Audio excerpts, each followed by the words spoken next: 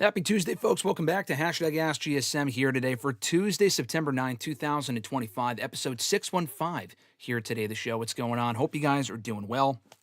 Of course, Graham GSM Matthews here, answering your questions from YouTube, Facebook, and Twitter. Hope you guys are having a great week so far. Shout out to our channel members, Alexis, Miss Mon Matthews, Dillon, DiGiacomo, Mrs. Renee, DJ Swerve1, at Swerve1, WON on IG. Daniel Malcolm, who I saw there in the chat a moment ago, at letter I, letter M, quarter on X. Mr. Marceau as well, at RJ_Marceau on X. John Ritland, right here on YouTube, Real Honesty with John Ritland. Richie, Red Planet Wrestling, also right here on YouTube, and Average Grunt. Follow him on Blue Sky at gruntwrestling.bluesky.social. If you want to sign up to become a channel member and earn access to shout-outs at the beginning and end of every single live stream that we do here on the channel, including top billing on shows like #AskGSM and WrestleRant Radio, badges and emojis and the live chats, early and ad-free access to certain videos, you can do so by signing up down below in the description box. Only $5 a month. Gets you many perks like that and so much more. And also down in the description box, you can check out all the other installments of #AskGSM Live right here on the channel every single Tuesday. You can also support the show just by liking the video and subscribing, hitting that notification bell to turn on notifications for every single time we go live here on the channel and every single time we upload new content.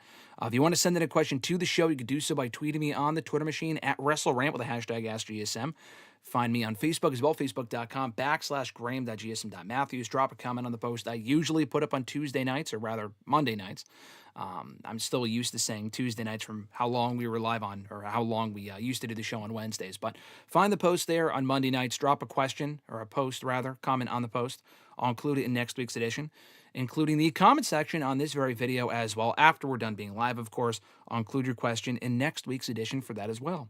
So I think we're all good on that front. Thank you again to everyone joining us live. Always appreciate it. I see Johnny there in the chat saying we'll get to the scheduled questions a little bit later on, and could be 2 hours from now. I never really know how often, how quickly we get to the questions that were sent in previously. But again, thank you to those that sent in questions ahead of time.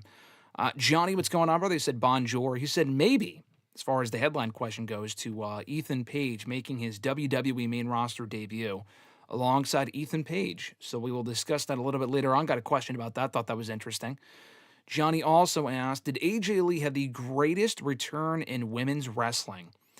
Great question. Honestly, I'm biased enough to say yes, but I have the urge to say yes just anyway, bias or no bias, because I'm trying to think of what other returns would come close. Even when Lita and Trish Stratus came back various times over the years, they really weren't gone from the company all that long.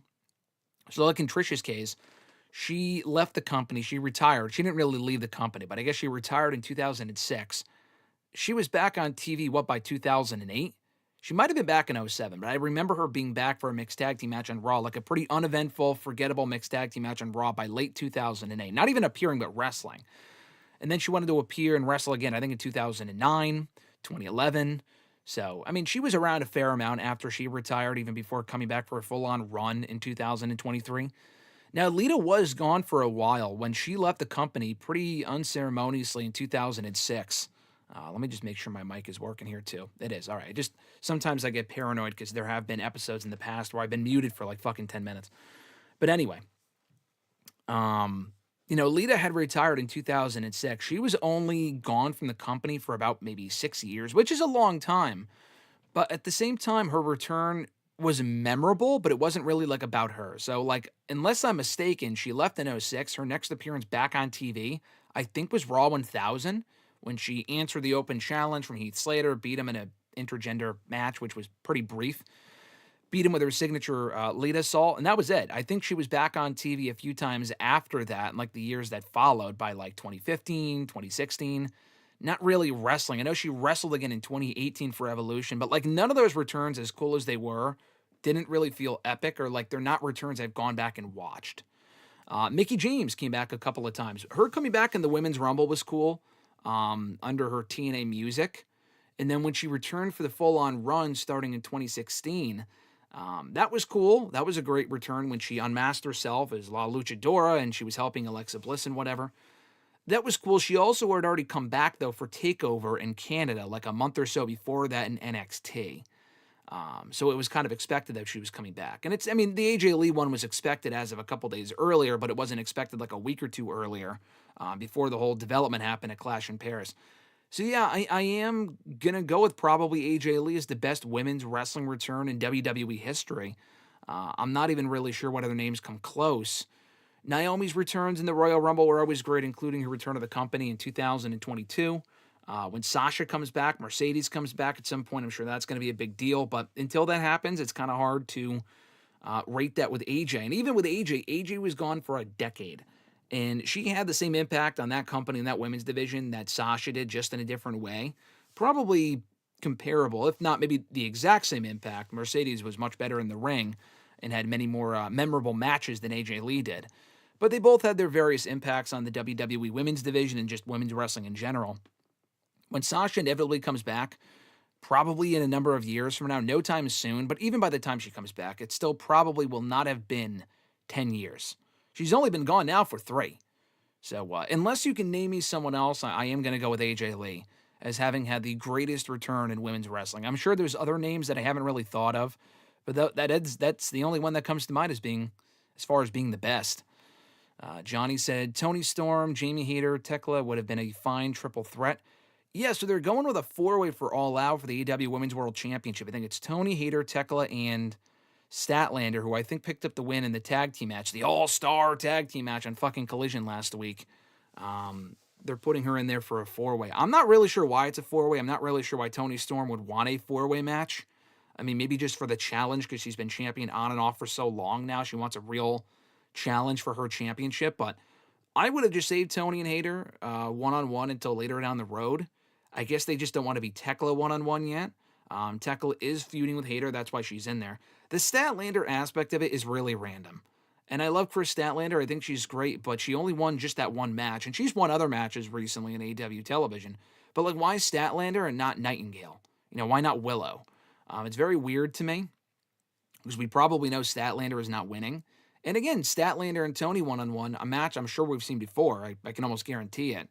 That would have been also fine as a one-on-one match. So, I don't know. I'm not really a fan of doing the 4-way, especially if Toni just goes out there and retains. And she's been champion for so long now, she probably should be beaten for the belt in a one-on-one match and not in a 4-way. Johnny said, Queen Aminata would have made more sense in the 4-way than Chris due to Aminata and Tekla brawling every week. Yeah, no, I agree. Again, Chris Statlander is kind of doing her thing right now with Willow. They've been teasing the reunion of those two for like a fucking year now. At this point, I just don't give a shit. But yeah, Aminata, she was never going to win the championship in said 4-way, but she would have made more sense because she already has the built-in issues with Tekla. So I agree with that. Johnny also says, I was baffled when the Hurt Syndicate versus Jet Speed became a 3-way match with Christian and Nick Wayne. Yeah, I think they just did that, so I don't know. I don't know really why they did that. I forgot who got pinned in that match. It might have been Christian. Might have been Jet Speed. I don't know. Tony Khan fucking loves his 4-ways and 3-ways, as does Triple H. We know that. But, like, we got 2 3-way tag team matches for the tag team titles at back-to-back pay-per-views in AEW, and both matches were pretty fucking random. We know the second one was designed to take the titles off of the Hurt Syndicate without them getting pinned, which was just stupid. Just a really dumb way to take the belts off of them. But to do the 3-way at All In it was, with Jet Speed and Christian and Nick Wayne, I guess they just did that to further the feud with Christian and Nick Wayne turning on Christian. I don't know. I feel like there were other ways to accomplish that than what they did. They didn't really have to necessarily be involved in the tag team title matchup. Nathaniel, what's going on, brother? He said, hi, I might see my Los Angeles Dodgers play in a couple of weeks. Very cool. Hope you enjoy. Nathaniel also said, I can see AJ Lee winning the Women's Intercontinental Championship at some point, but not sure she dethrones Becky Lynch, but we'll see. Honestly, at this point, like I even said a week ago, it's funny because we had said on hashtag here last week, in WrestleRant Radio itself, that I don't see her taking that championship from Becky because I don't really see her being back as being more than just a one-off. I thought it was just a one-off. And then we got confirmation from Bodyslam.net, like literally the next day after her SmackDown return, that she is not just back, but she is back. So she is back for a full-time, multi-year run in WWE, which is amazing news, which honestly opens up a world of possibilities for so many different feuds and matches she can have with women from Raw, SmackDown, and even NXT when they get called up at some point. So this is a pretty big fucking deal. And on that list, I'm sure we will get AJ and Becky one-on-one. Not before the pay-per-view. Why would they do that? And they're not going to anyway. They've already advertised a face-off with Punk and AJ versus Seth and Becky before the mixed tag team match at WrestlePalooza for next Monday's Raw. So I think we might get AJ and Becky probably a crown jewel for the Women's Intercontinental Championship. I would have Punk and AJ win at WrestlePalooza. I think it'd be dumb if they didn't. Punk has gotten, he's lost to Rollins so many times now. Like Rollins threw him out of the Rumble, I think. Maybe not. I don't remember. But Rollins cost him Elimination Chamber. He didn't pin Punk at WrestleMania, but he did beat him in that triple threat match. He's won tag team matches against Punk. He cost him the opportunity to qualify for Money in the Bank back in June. He cost him the WWE Championship against John Cena. He cashed in Money in the Bank on the man at SummerSlam. He beat him in the four-way, pinned him in the four-way at Clash in Paris. So Punk is owed giving Rollins his comeuppance. Maybe not by taking the title from him necessarily, at least not yet. But at WrestlePalooza, the guys owed to win. They have to win that match. And honestly, we could see AJ be the one to beat, pin, submit, whatever it might be, Becky Lynch, to set up their own program over the Women's Intercontinental Championship. And honestly, if that match happens, I do see Becky losing that belt to AJ, which is not a bad place to be in. You can keep the belt on Becky and do more matches with her as champion, but you could just as easily put the belt on AJ, and that would also work. And as I saw someone else say on Twitter, I think in the last day or so, the cool thing about AJ's return is that her being back, she hasn't done anything that they have now compared to when she was last around in 2015. AJ Lee left right before they did everything that we have now. Right before they rebrand. Like, she has not been a part of WWE, not even appeared for WWE, in the time that they've been called women and not fucking divas. Like, that is how long it has been since she was last in WWE on television in any capacity. So she's now back as a, potential challenger for a women's championship. We have women mid-card championships now. We have the brand split back. You have the women's world title, the WWE women's championship, neither of which AJ Lee held. She was only ever around for the Divas championship era, which they kind of moved away from in the year that she left the company. Less than a year after she left, they got rid of the Divas championship and introduced the women's championship that we now have on Raw and SmackDown and whatever. But we have tag titles now. You have the Women's Rumble, Elimination Chamber, Money in the Bank, Queen of the Ring. She has done none of these things, not even competed in any of them. So she has a whole list of, a whole bunch of new goals that she can accomplish now, being back in WWE. Daniel, what's going on, brother? He said, Yuri also said, I don't know where they're going with Jey Uso, but color me intrigued. I might be in the minority on this. I thought what we got on Raw last night at the end there was fucking stupid. It just didn't make any sense to me. It felt like it came out of nowhere. Like, even earlier on in the show, when you had Jey Uso leaving the building, and he's like, we don't need to help LA Knight. Who gives a shit about LA Knight? Is that because LA Knight laid him out or something previously on Raw? Which I don't think he even did. I think it was actually Jey Uso who laid out LA Knight on Raw a couple of weeks ago before Clash in Paris. The whole tension between Knight and Uso, I know they teamed on Raw the week. That's the thing, they teamed on Raw the week fucking prior, and I think it was Jey Uso who got pinned. Maybe not even LA Knight. So if anyone should be mad at anyone, it should be LA Knight mad at Jey Uso. I thought that whole thing was just dumb. Like, he abandoned him for the main event, and then he lost. Bronson Reed won, which was okay, whatever. Glad Bronson Reed finally won something. And then Jimmy Uso makes the save like a good guy because he's seemingly loyal, except to his brother, but they've since reunited, so it's fine. And then Jey Uso comes out and acts like a dick and lays out LA Knight to close the show. I just don't understand why he did that. I'm sure we'll find out next Monday on Raw. Hopefully he'll offer an explanation. But if LA Knight is the one to go heel out of this, and I wouldn't even necessarily turn Jey Uso either, but like, if LA Knight is the one to go heel, he really is justified because he's getting fucked over left and right by the Vision, the Bloodline, and now Jey Uso, who did fucking nothing. Like, LA Knight did nothing to this man that would justify LA Knight getting attacked by him. If anything, LA Knight should be the one attacking Jey Uso. I guess it wasn't necessarily Jey, but rather Jimmy. Like, those men were responsible for LA Knight not becoming WWE champion back in late 2023. Jey Uso at that point was already gone from the Bloodline. But like, him and Jimmy Uso are on good terms. It just doesn't make sense to me. It's very strange. Hopefully we'll find out next week on Raw. But it just kind of feels like they did that just to shit on LA Knight. Like, anytime that guy gets any momentum going, they just fucking shit on him. So, yeah, I don't know what's going on there with LA Knight and Jey Uso. We'll talk more about it on WrestleRant Radio with RJ on Thursday. Grunt, what's going on, brother? He said, hey, hi, ho, or hi, ho, ho. Grunt, what's going on, my man? Johnny said, rank these WWE returns of the last 5 years. Edge, CM Punk, AJ Lee, Cody Rhodes, ripped to Bray Wyatt, too small of a sample size. Oh, he's saying he doesn't want to include Bray Wyatt because he wasn't gone for all that long. I mean, you really could include Bray because, I mean, you're not saying run. Are you saying run or are you saying return like the return itself? I'm just going off of return here. AJ Lee has been back for a fucking less than a week. So if you want to say small of a sample size for Bray Wyatt, AJ Lee is a fraction of that because she's only been back for like 4 fucking days. At least Bray Wyatt was back for a few months. But anyway, or unless you mean to Bray Wyatt that he wasn't gone for all that long, because he was only gone from the company for like a year and a half. He got fired in 2021 and then came back in late 2022. So I guess for that reason, I would put Bray Wyatt, rip to Bray Wyatt, but I would probably put him at 5 because he wasn't gone for all that long. I would put Punk at number 1, Edge at 2, Cody Rhodes at 3, AJ Lee at 4, Bray Wyatt at 5. Honestly, maybe Bray Wyatt above. I feel like AJ Lee was gone a lot longer. Like all of the other ones that you mentioned all happened on pay-per-view. The CM Punk one, I legit never thought would happen. I never thought Edge would wrestle again either. But that one was like rumored ahead of time. You kind of had a feeling he might be in the match. The moment was amazing. People were crying. It was a great moment. Went on to have a really good run in WWE in the years that followed, but I still prefer the Punk return. That one came completely out of nowhere. That was so fucking shocking. We never thought he'd ever be back in the company for anything. And then he was back there in Chicago getting the reaction of a lifetime to close that Survivor Series 2023 pay-per-view. So I put Punk at 1, Edge at 2, just because it was emotional and he got to wrestle again, which was great. The Cody Rhodes one I put at 3 because it was at WrestleMania. He came in with the AEW presentation, beat Rollins in a great match, and then he's gone on to become a massive star for WWE. AJ Lee, because she was gone for 10 years, and again, another thing where we never really thought it would actually happen. We've pitched it, we fantasy booked it, but it still never happened until Friday.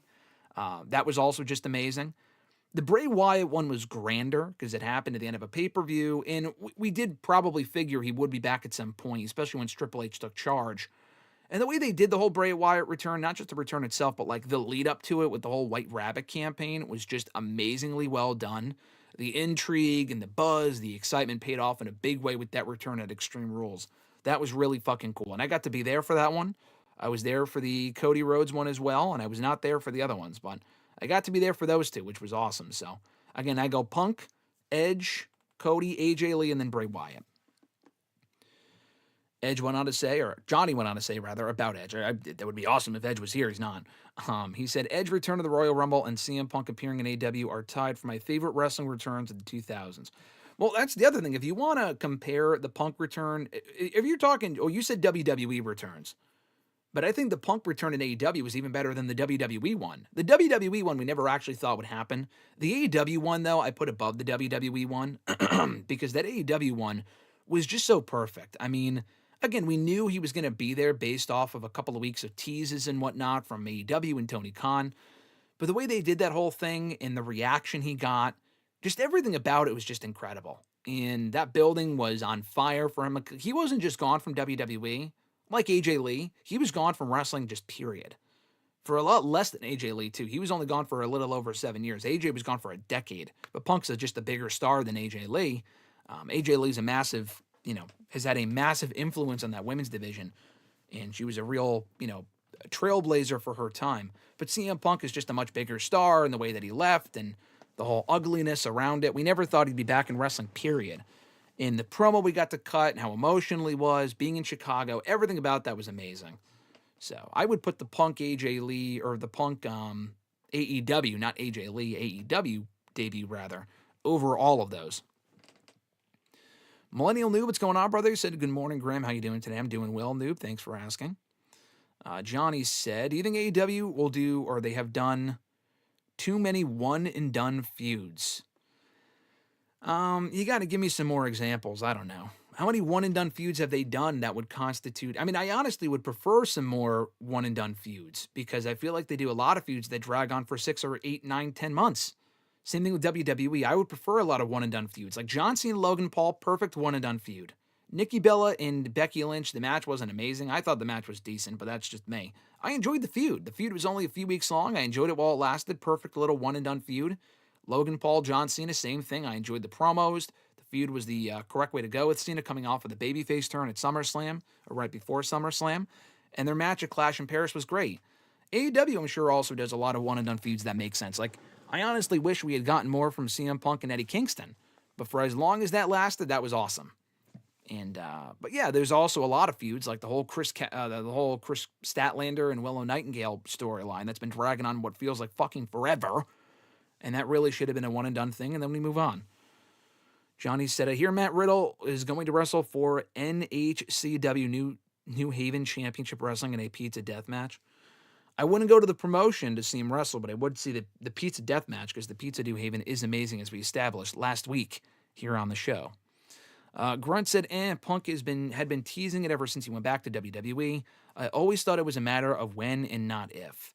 I don't agree, Grunt, because AJ Lee was gone for so long. I mean, I don't know. You don't watch the product full time, so it's kind of hard to put into kind of for me to allow you to grasp this. But if you watch the shows, there were a lot of opportunities for AJ Lee to be back. When she did not come back as part of the Drew feud, he wasn't really teasing it. Like, he was just shouting out his wife. He was never teasing that she would be back. He never said that she'd be back. He always said it was up to her. She had a neck injury that kind of disallowed her from wrestling 10 years ago. That's why she retired early. And it was always a possibility, but there were already 2 or 3 different Rumbles that she did not return in. She did not return during the Drew feud. She did not come back at Evolution. They had SummerSlam in her fucking new, hometown, where she grew up in New Jersey, her home state. Didn't return there. It really felt like that was over. Like, and also as part of the whole Becky Rollins thing, they could have done that earlier this year. They could have done that a year ago. They didn't. So no, I really don't think it was more a matter of if than when. There's a lot of returns that feel more like a more of a when than if. Like Sasha Banks will inevitably be back in WWE. No time soon, but she will be back in WWE. Among other people as well. But for AJ Lee, it reached a certain point. When you reach 10 years gone from the company, there is such thing as that being a big fucking deal, because a lot of people never thought it would actually happen. Why would she want to come back? She never even appeared for the company in her time away. It's not like she appeared but didn't wrestle. She never even appeared. And Punk's been back for 2 years now. So I can't emphasize enough. I mean, we kind of knew it was happening after Clash in Paris with the direction they were going in. But prior to that point, I had no inkling of an idea that she'd ever be back in WWE. I was fantasy booking it, but every time where she did not come back, it made me lose more and more hope. So that's what made that match, or that moment rather, on SmackDown so meaningful. Nick, what's going on, brother? I said, sup, peeps. Nick, hope you're doing well, my man. Great seeing you last week on Friday. Grunt also said Tony pulled a Benoit circa No Mercy 2005. Oh, where Tony was just like, I want to put my belt on the line against all of you? I guess so. Nathaniel said, let's see here. I hope my LA Dodgers win the World Series this year. Didn't they win the World Series a couple of years ago? Grunt said, true, but counterpoint. Brodito versus Jet Speed versus the Bucks at All Out. You know you want it. Brodito and Jet Speed versus the Bucks. I mean, here's the thing. Grunt, I know what you're saying. I know what you're saying. Like, is that a match that I would like to see? Sure. That would be a great match. We already have 2 other pay-per-views that had 3. Like, can we create actual feuds over the fucking tag titles, please? It's just lazy to keep doing 3-ways and 4-ways over your titles on back-to-back consecutive pay-per-views. Like, this isn't like WWE did 3-way matches for the Women's Championship at Mania and at SummerSlam with Naomi, Rhea, and Io, with SummerSlam and a WrestleMania with Rhea, Io, and Bianca. They just replaced Bianca with Naomi. And those matches were great, but I want actual feuds over the championships. And in AEW, they've been doing it on fucking consecutive shows. So no, I don't want that match. Take the Bucks out, and I'm good with it. The Bucks, if they're supposed to be down on their luck, them getting a championship opportunity, to me, makes 0 sense. So no, take them out, but just keep it Brodito and Jet Speed, and I'm totally fine with that. I don't know what Jet Speed would have done to earn that opportunity, because they've been losing a lot lately, but the match would be fun, if nothing else. Johnny said, do you think if Chyna never did redacted movies, would her return had been big? That's a good question. Yeah, she was one of the women. She's one of those people that never actually came back to WWE. She never did come back. She went to TNA a few times, I think, but she never actually went to WWE after leaving in 2001 or whatever it was. It would have been big, but honestly, like, she passed away in 2016. I think the only time where it would have been a big deal would have been like soon after she left in like the early 2000s. Had she come back in like the late 2000s in like PG WWE And I'm not even talking about like the movies that she did and stuff and like, oh, they wouldn't have allowed her back. Even if she had not done that, had she done it, not that it doesn't matter. I feel like the audience that WWE had in late 2000s would not have, not that they wouldn't have given a shit, but it would not have been as much of a deal, as big of a deal. Because like for me, for example, I started watching during that period. We didn't have the WWE network back then. They really weren't doing anything to remind you of like the greatness of China and the trailblazer that she was for women's wrestling and just the influential figure that she was in the late 1990s, because they didn't really want to mention people that didn't work there anymore. So like when D'Lo Brown came back, not as big of a deal as China, but when he came back in the late 2000s, it was cool because like I liked D'Lo Brown for the character that he was on Raw at that time. I knew nothing of his work in WWE in the early 2000s because they didn't really do much to remind you of that. With China, I feel like it would have been a failed experiment had she come back at that point. Had she returned in like the early 2010s, I don't think it would have been a big deal. I just feel like the time had passed her by. She'd been gone for a decade at that point. She went to TNA, and even that didn't really feel like that was cool, but like even that didn't really feel like a big deal. I don't know why. Like she had one match and it wasn't exactly great because China was never known for being this great in-ring worker anyway. But neither was AJ Lee. I just feel like her size alone would have made it a big deal had she come back to WWE and like a fucking Rumble or something. I don't know. I feel like she probably would have gotten a big reaction or a decent enough reaction. I don't know. That's a good question. I don't know what would have become of China's return had she ever come back. I just always felt like the most appropriate way to bring her back was as part of the DX reunion in 2012. I was actually disappointed that she was not on that show with because they brought back Billy Gunn for it. Road Dogg had returned in the Rumble earlier that year, but like him being back alongside Billy Gunn was cool. X-Pac had been gone for WWE for so long. She should have been a part of that, but they didn't want to bring her back as part of it because of her history with the movies and stuff, like you said. That was disappointing to me. Her being on her own, I feel like would have been cool. I don't know if it would have gone over the way that the old school fans would have wanted it to go over, because I feel like after a certain period of time, people just forget, unfortunately, unless they're constantly reminding you in their absence of how great she was or how big of a figure she was, like figuratively speaking and literally. But had she been back in the DX reunion, that would have been a great moment, and they didn't do it, which sucks. Nathaniel says, I would love to see AJ versus Roxanne at WrestleMania. That would be cool. I don't think we're going to get it, though. I feel like it's more likely AJ faces a bigger name or is a part of a multi-person match for a championship or something. I don't know. I mean, is it a WrestleMania-worthy match? For sure. But I could also see them doing AJ Lee versus Liv Morgan. I could see Liv Morgan coming back and working with Roxanne, considering Roxanne has kind of stolen her spot in the Judgment Day in her absence. So I don't see that match happening at WrestleMania. I think we just get it as a random fucking Raw match one of these months. I hope that's not the case. I hope they build it up as a big deal because there's a lot of history there with AJ Lee having inspired and having, kind of paved the way for women like Roxanne to be in WWE today. So that's not just a random Raw match. That's a feud that you build around. That can be a whole story that really takes Roxanne to that next level in WWE if you do it right. Zach, what's going on, my man? Thanks for joining, as always. Johnny said Hangman should be facing Konosuke Takeshita at All Out, not Kyle Fletcher. I agree with that. It looks like they're building to Takeshita and Okada. Maybe they want to protect Takeshita before then. It could also be a case, honestly, like I said previously, that they want to protect Takeshita before he challenges for the IWGP World Heavyweight Championship at Wrestle Kingdom in a few months. Whether that be an AEW call or a New Japan call, they might not want Takeshita challenging for AEW's top title and losing there. I don't even know if he's winning the IWGP World Heavyweight Championship over New Japan. I don't really think that matters personally. That could be just a factor at play, though, so just something to keep in mind. But, Kyle Fletcher, I think the match will be great. Kyle Fletcher's awesome.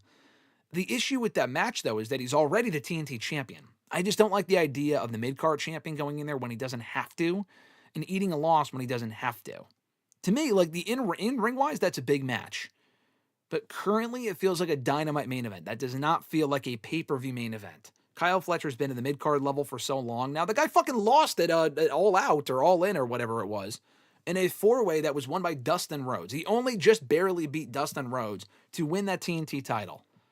Like, to have him go from facing Dustin Rhodes and Hiromu Takahashi at Forbidden Door to then challenging for the World Championship in AEW seems a bit abrupt to me. It also feels like that they didn't really prepare for this possibility. I don't know what original plans they had. Maybe it was Hangman and Omega, like we talked about recently here on the show or on WrestleRant Radio or whatever that Grunt brought up. I don't know if that was ever the plan. That would have been a perfect match to do. In Canada, part 3 between the two in AEW, and then Hangman wins and retains the title. Even Takeshita would make more sense. I would not do Okada because Okada's the unified champion. You don't put him in there to lose on a match that he doesn't have to lose. That would just be dumb. Fletcher's a better idea than Okada, but I feel like Takeshita was the way to go. Like Johnny said, the TNT title needs some life saving to bring back some prestige. I mean, Fletcher holding it is a good step, but it really hasn't felt like an important championship in God knows how long.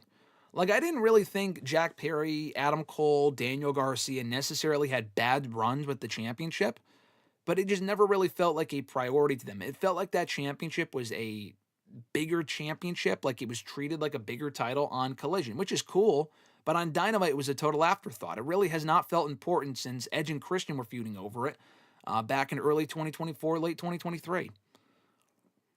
Johnny said I would book a 1 or 2, 3 year reign for Kyle Fletcher in the same vein as Rob Van Dam and Gunther.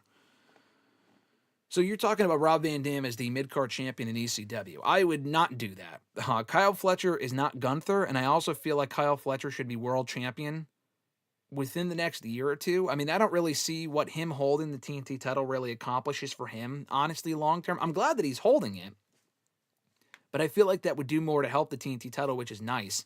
Kyle Fletcher has a higher ceiling than that. In 2 to 3 years, he should already be, I mean, he's challenging for a world championship at All Out. By that point, he should be holding a world championship in WWE. The Rob Van Dam one, I mean, how many successful championship defenses did RVD had? Was he a fighting champion in ECW? I don't remember. I just don't. I remember him having a long run as champion, but then he fucking vacated it due to injury. Gunther had an amazing run as Intercontinental Champion, but it was different than Kyle Fletcher because with Gunther, he was like the final boss of that division. He was the final boss with that belt. Kyle Fletcher, different story. Johnny said, let's see here. Are you hyped for a Lucha Bros versus New Day match? Am I hyped for it? Not necessarily, but I am looking forward to it. It's a match I never thought we would see. Is that direction that we're headed in? I guess. I thought Penta was done with the fucking New Day and Grayson Waller pairing. I guess not, based on what happened on Raw last night, which sucks. I'm like, can we please move on from this and put Penta in something more meaningful? Please, I beg of you. But that's what we get out of it, a Lucha Bros reunion against the New Day. That's totally fine with me. It's a fresh match, a team that New Day hasn't faced before, and it would be a big deal.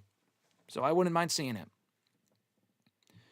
Grunt said, I disagree, Johnny. He wants to see Takeshita face Okada at All Out. I mean, we've talked about this before. I would like to see that as well. First of all, I know Grunt's going to be there, so that's partly why he wants to see it.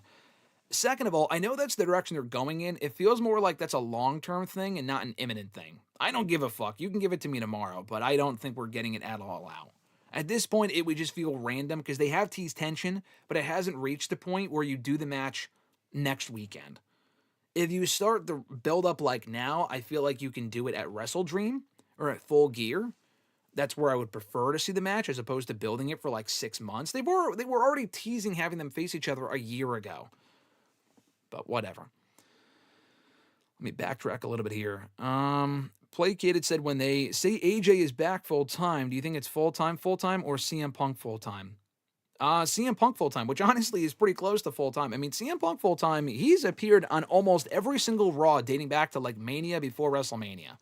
The guy's been on TV almost every week, and he's also wrestled a lot of TV matches. So it's not like a Roman Reigns schedule where he's gone and they write him off. Like, even, like, last year he wasn't on a lot of Raws. I mean, he was on a lot of Raws, but he wasn't on every single week because he was hurt. Had he not gotten hurt, he probably would have been around a lot more than he was, and he would have been wrestling on TV and wrestling on every pay-per-view. But really, ever since he came back from that injury over a year ago, he's been on a lot of the shows. Like, they would write him off for a month or so, like around Crown Jewel season last year. But really, since War Games last year, like, he was back for that. He came back for that. Then he was in the Rumble, Elimination Chamber, wrestled at Mania, wrestled on Saturday night's main event after that. Did not wrestle at Money in the Bank, but he wrestled on TV around that period. He wrestled on TV in July. He was at SummerSlam, Clash in Paris. So he's really been around a lot. So, I mean, what is full-time versus CM Punk full-time? CM Punk full-time is probably the schedule I see AJ having. But, like, he's also wrestling on house shows, too. Like, they don't even really do a lot of house shows. Whatever house shows they do do whatever house shows they have done in the last couple of months internationally, CM Punk's been on those too. So, yes, I don't know if she's going to wrestle as much as Punk has, to be honest with you, but at least from a CM Punk schedule, I see her being around for that. That's at least according to the report from bodyslam.net.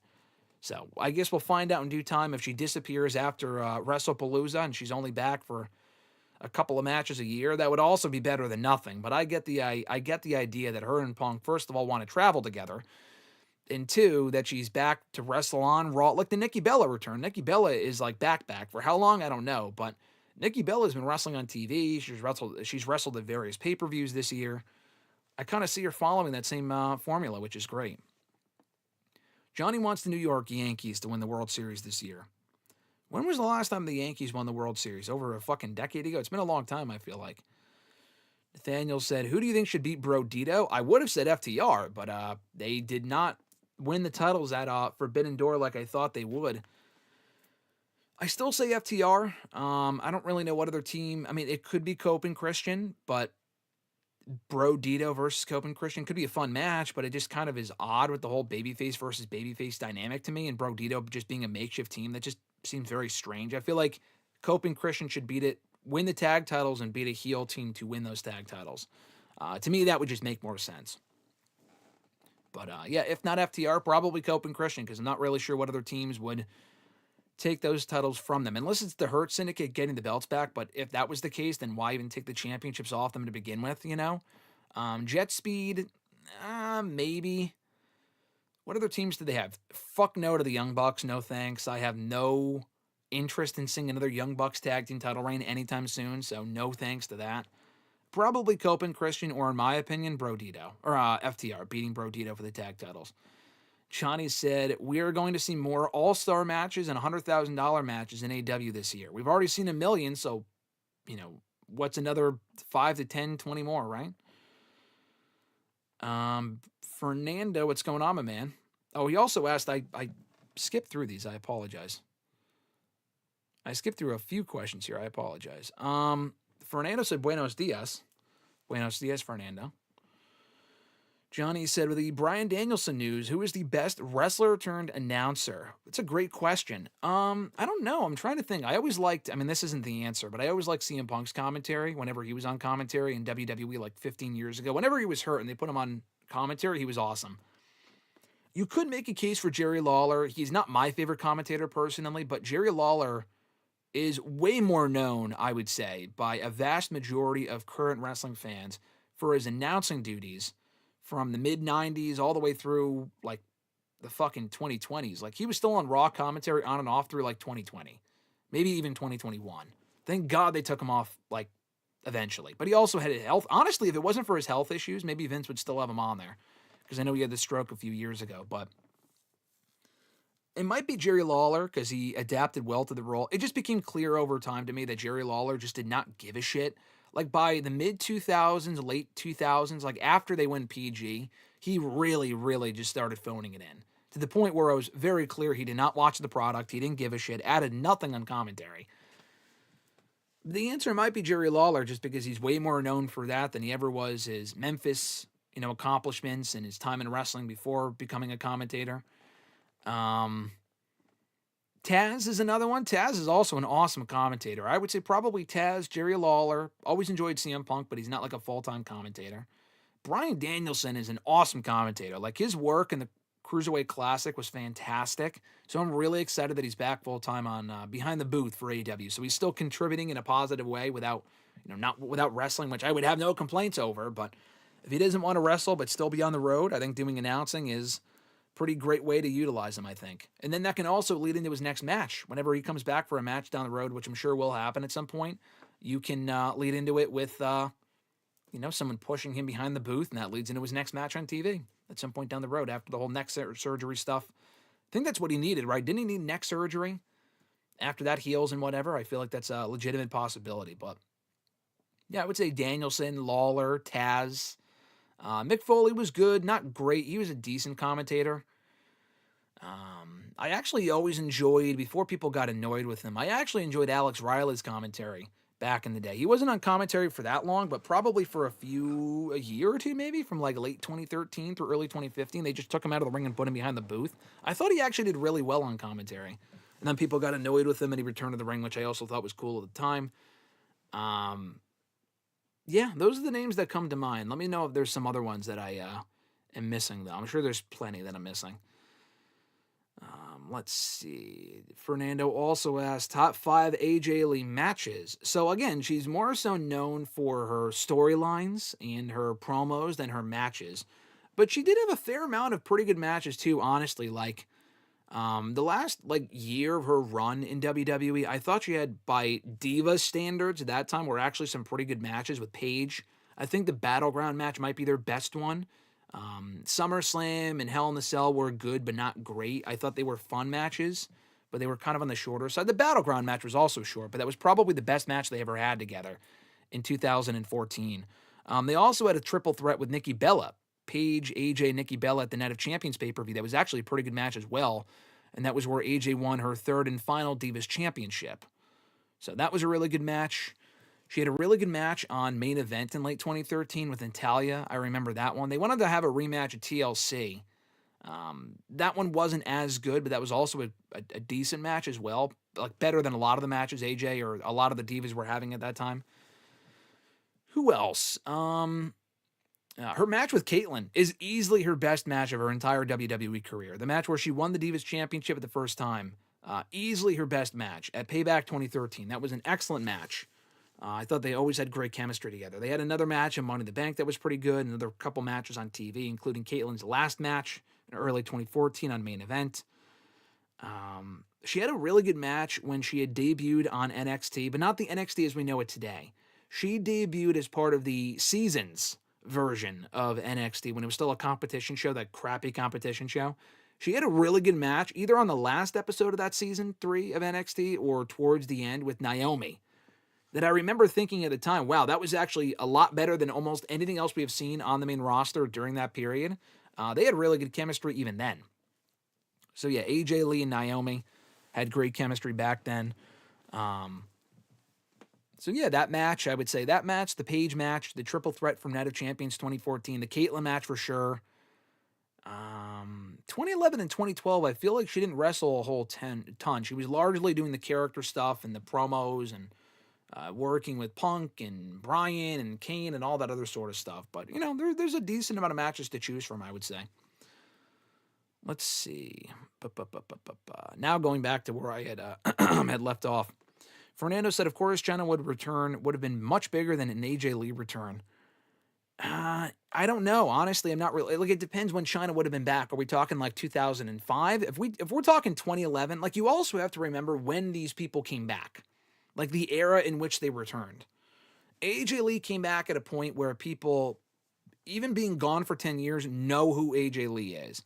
A lot of the people remember her, or at least appreciate her, or at least are aware that she's married to CM Punk. The time and the place for AJ being back in Chicago was huge. And a lot of the women that inspired her back then are wrestling now. And like they know of AJ through those people, like a Roxanne or a Cora Jade and people like that. China influenced a lot of people, I'm sure, during that period. I mean, inspired a lot of people during that period as well. But again, had she come back in like fucking 08, 09 to work with who? Michelle McCool over the Divas Championship? Like, they weren't doing intergender stuff at that point, and that was kind of what she was known for in 2000 and 2001. I feel like it would have fallen flat. It would have been a big deal depending on the time period in which China returned. But even if she came back at Raw 1000 with the rest of DX, the AJ Lee return was way more impactful because it was all about her.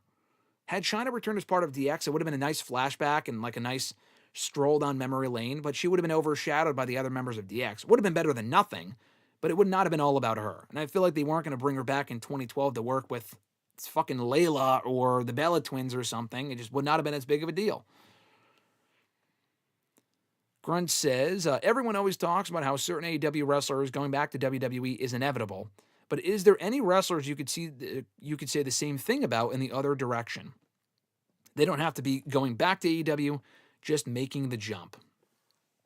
Good question. Do I see any people like going back to AEW? I'm sure it's bound to happen eventually. Like Cody Rhodes being back in AEW would be cool. I feel like he's a WWE lifer at this point because he's like their franchise player.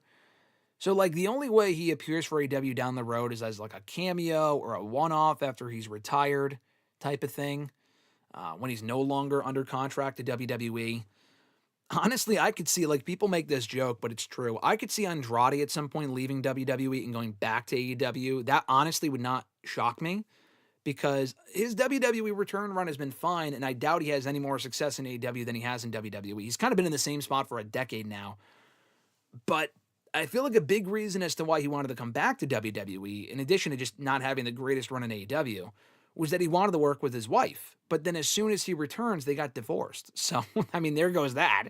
He wanted to work with Charlotte, and they're not even together anymore. So, I could see him going back to AEW. That's not exactly a big deal.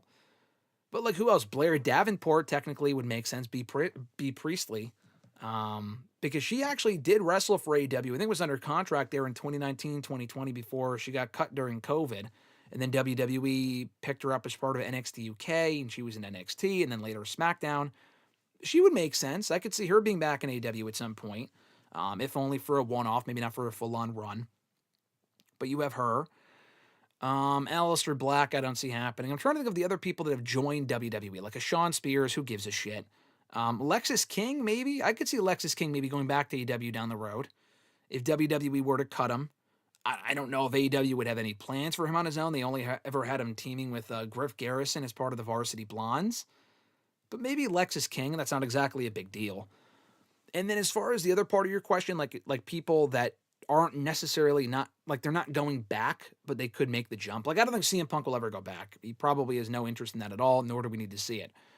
But as far as people making the jump, yeah, I'm sure there's plenty of people on the current roster. Like big stars, I'm not sure, but AJ Styles is still a possibility. I know you and I were kind of joking about that on Twitter yesterday because his contract comes up early next year, and I heard the shoot promo on Raw last night. I don't really know what that was about.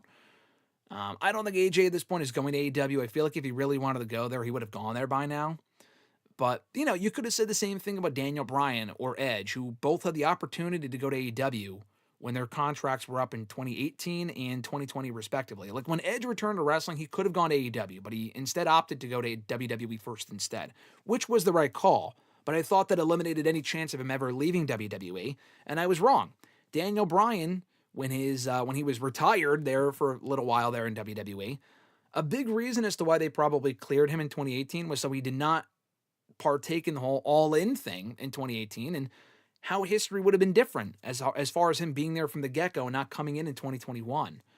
So it's an interesting idea to kind of look back on.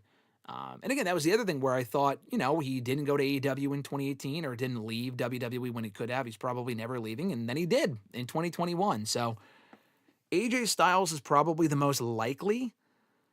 As far as big names, like I don't see Orton ever leaving. Cody Rhodes at this point has not gone back. Who else even is there? Roman Reigns isn't going anywhere. CM Punk isn't going back. Rollins had his chance. Like if Rollins really wanted to leave, and why would he? But if he wanted to leave, he had his contract was coming due last year. He could have left. Drew McIntyre was another one that I could have seen leaving, but he instead opted to stay. And at this point, there's such big stars making so much money, I don't see them ever leaving. The only people I could see leaving, honestly, in the next year or so is AJ Styles, which I've said for years now, and that just never happened. And then I've been thinking about this a lot lately, but Bayley. I feel like she's done all that she can do in WWE. She's also at a point where she feels like she's being overlooked and not utilized at the level that she should be. The booking's been kind of questionable to her for a while now. She's won championships at WrestleMania. She's won all the titles there is to win aside from the mid-card belts. She's been a babyface. She's been a heel. I could see her going to AEW and joining Mercedes for a little while, and AEW building around Mercedes versus Bayley.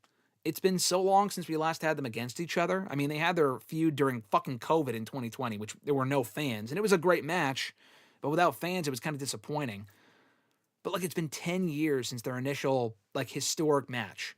And they had other matches in the main roster after that in 2016, in 2017, 2018, but it was never really the same. And, yeah, I don't know. I just feel like I could see Bayley leaving. I thought she might have left a couple of years ago, like when Damage Control was still kind of floundering, and she instead opted to stay. But she also stayed and she won the Rumble. She won the championship at Mania. So she made the right call. But like, she's still young enough to where I could see her leaving and being a very valuable asset to the AEW women's division, especially if Mercedes is still there and her telling her, hey, listen, I'm having a fucking blast over here. Come on over here and join me. I'm a little surprised that hasn't already happened, but maybe when her next contract is up, even if it's in a few years, we'll see. Let's see. Let me backtrack a little bit here. Thanks to everyone joining live, by the way. Appreciate all you guys chatting in. Be sure to like the video if you haven't already. Subscribe. I'm sure a lot of you guys already are, but liking the video makes a big difference, so thank you for that. Richie, what's going on, my man? He said, hello, chat. Hello, Graham. I am late. I've been watching the AJ Lee return on repeat for days, so I missed the notification. Hey, you and me both, brother. You and me both. Nathaniel said, I'm a New England Patriots fan, Boston Celtics, Los Angeles Dodgers, and a Boston Bruins fan. Yeah, that's a lot of Northeast teams, including excluding the LA Dodgers. That's a lot of Northeast teams, so I approve. Grunt said, honestly, there's a story you could do where Fletcher wins the world championship before Ospreay. Not at All Out, mind you. I'm just talking down the road. Yeah, there is a story you could tell there. That'd be great. And then Ospreay has to win his first world championship by beating Fletcher. That would be sick. I don't see that happening. I see Ospreay becoming champion first. But then again, if Ospreay's out for a long time with a neck injury, there's a chance Fletcher could become champion by next year before Ospreay comes back. So, you know what? You're not completely wrong there. Like, I love the idea, but it's also not all that unrealistic either. Johnny said RVD was a fighting champion. Okay, there you go. Placated said, is this the greatest era of women's wrestling across the board in terms of star power and potential with the NXT women down the pipeline? I mean, it's not even close. I mean, I was kind of already thinking that. We already knew that before AJ came back.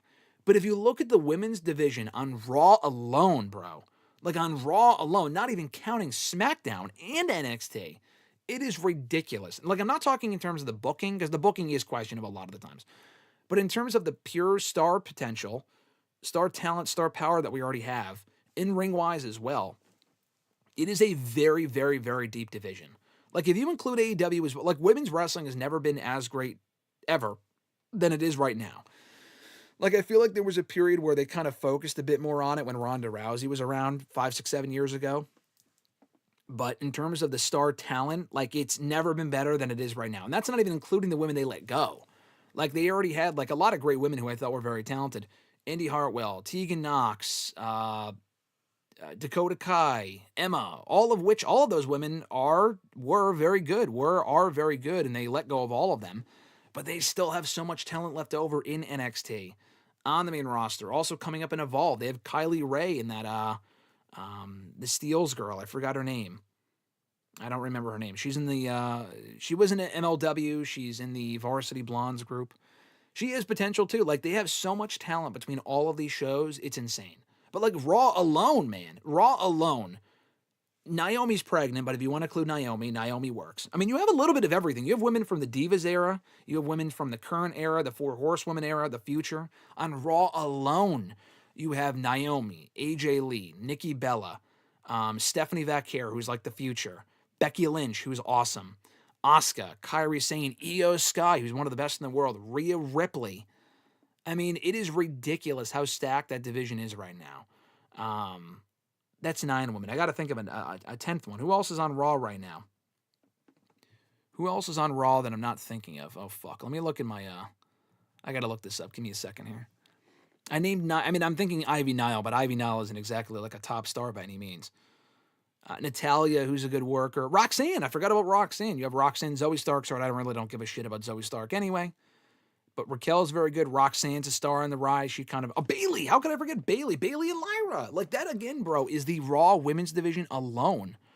Then you look at SmackDown. Again, not even including NXT, that has Jada Parker, Lola Vice, Carmen Petrovic, that we don't really see a whole lot of nowadays. But did I mention Sol Ruka, Jordan Grace, Blake Monroe, who's obviously going to be on the main roster at some point soon.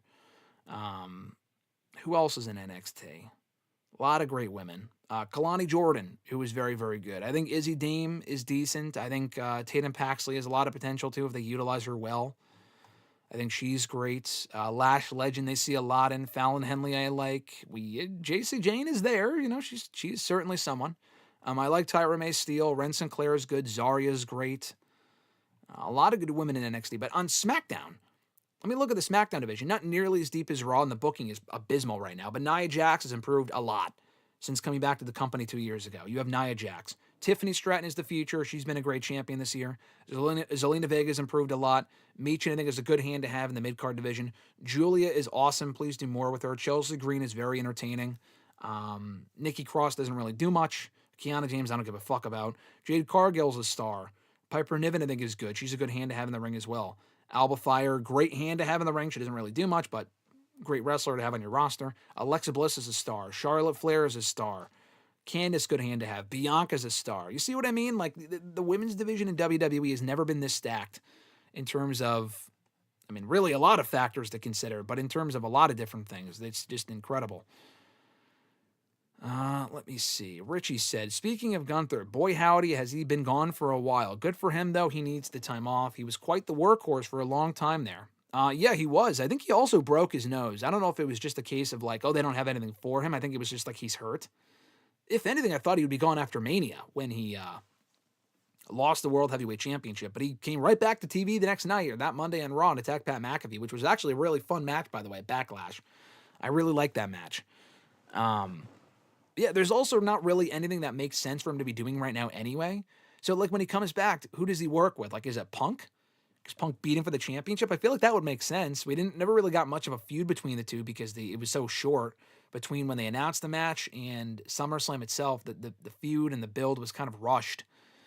Yeah, I mean, it could be Punk, LA Knight. We haven't seen Gunther and LA Knight in the main roster. Him and Jey Uso, been there, done that. Please move on from that. But there's a few options, unless he goes to SmackDown. I don't know. When he's ready to come back, I guess we'll see. John Cena still makes the most sense to me. I think John Cena will retire facing Gunther. At one point, I thought Drew, and it could still be Drew, and I'd be happy with that. I'm starting to get the sense. I wrote about this in an article on Monday for Bleacher Report, but I still am getting the sense it will be John Cena being the one to, or Gunther being the one to retire John Cena in December.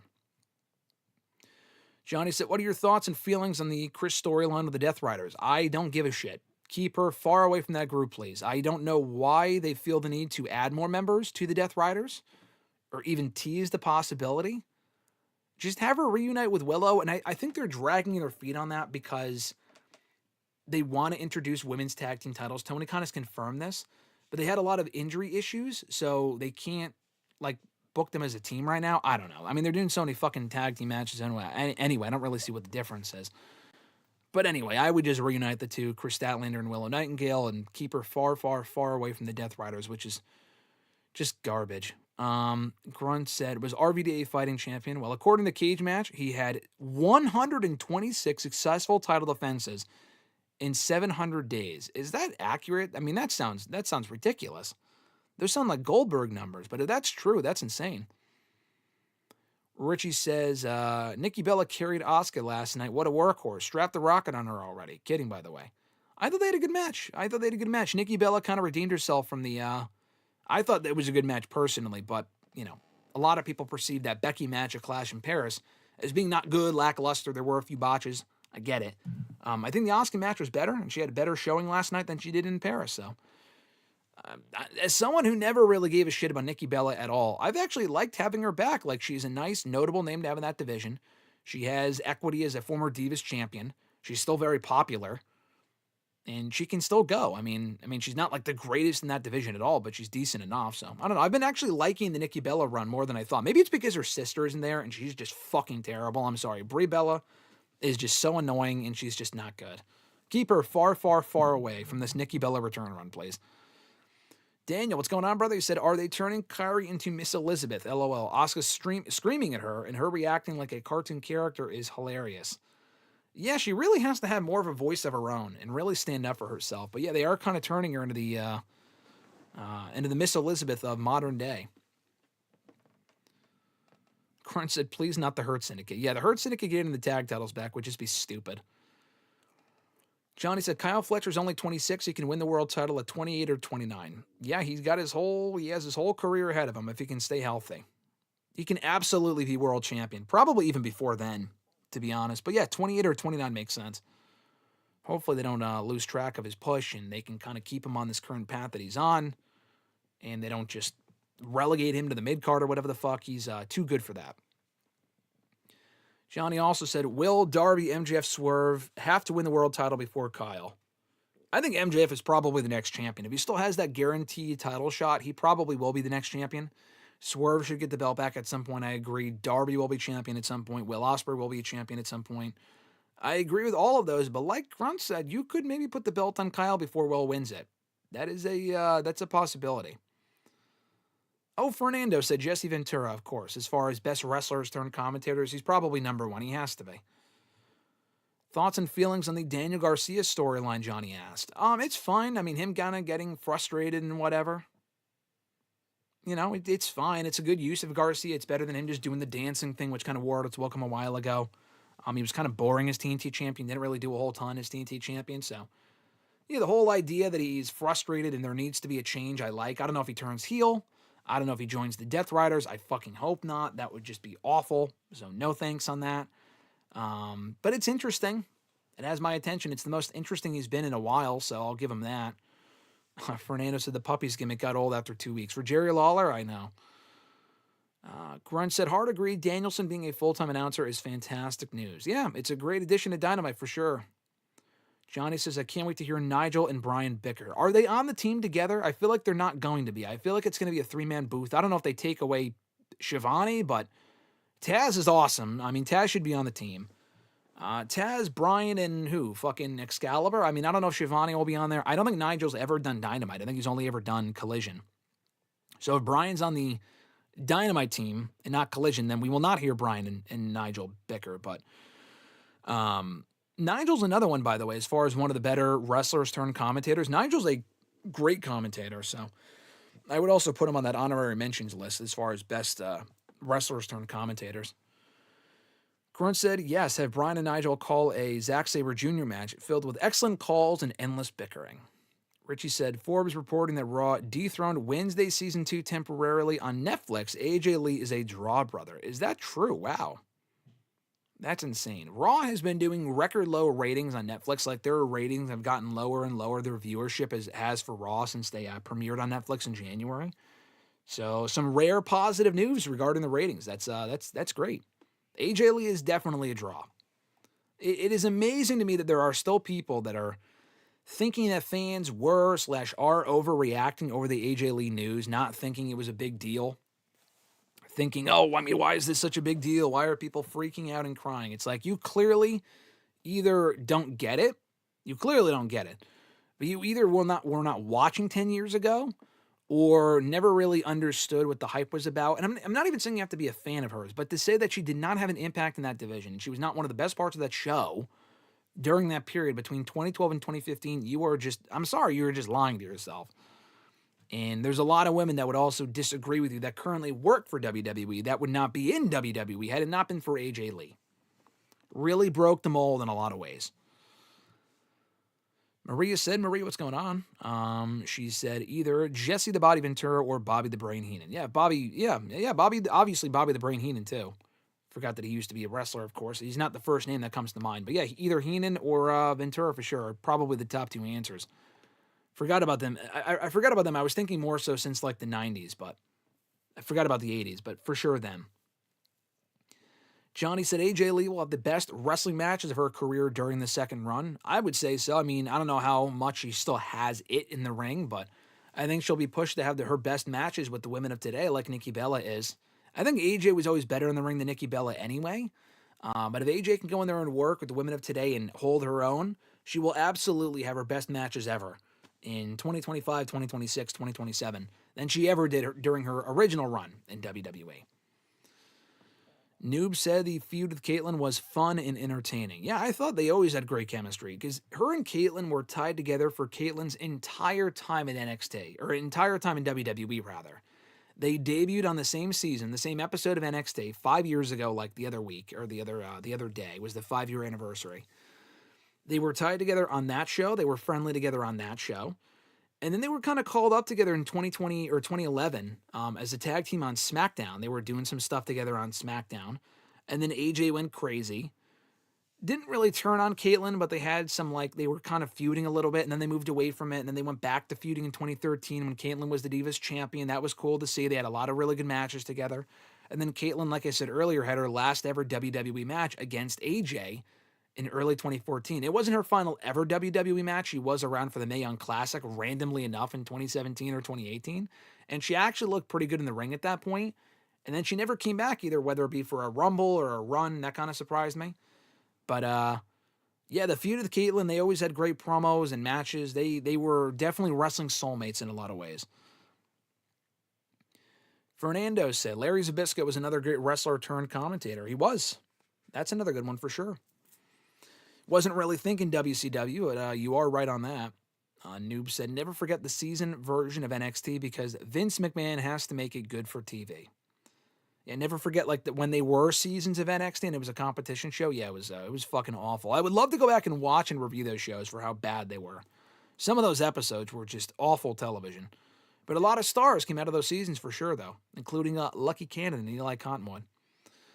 Nathaniel said, how do you feel about Lyra losing clean yesterday? Was it clean? I mean, Roxanne kind of interfered and caused the distraction at ringside, so I'm not exactly sure it was clean. But I thought it was a good match, and Raquel, you got to build her up too. Like, she can't lose all the time. So I would have wanted Lyra to win to kind of get back on track after losing at SummerSlam. She can't lose all of her matches, but I think there's a pretty good chance that she wins next week against Roxanne Perez. Fernando said Chyna versus Beth Phoenix would have been huge.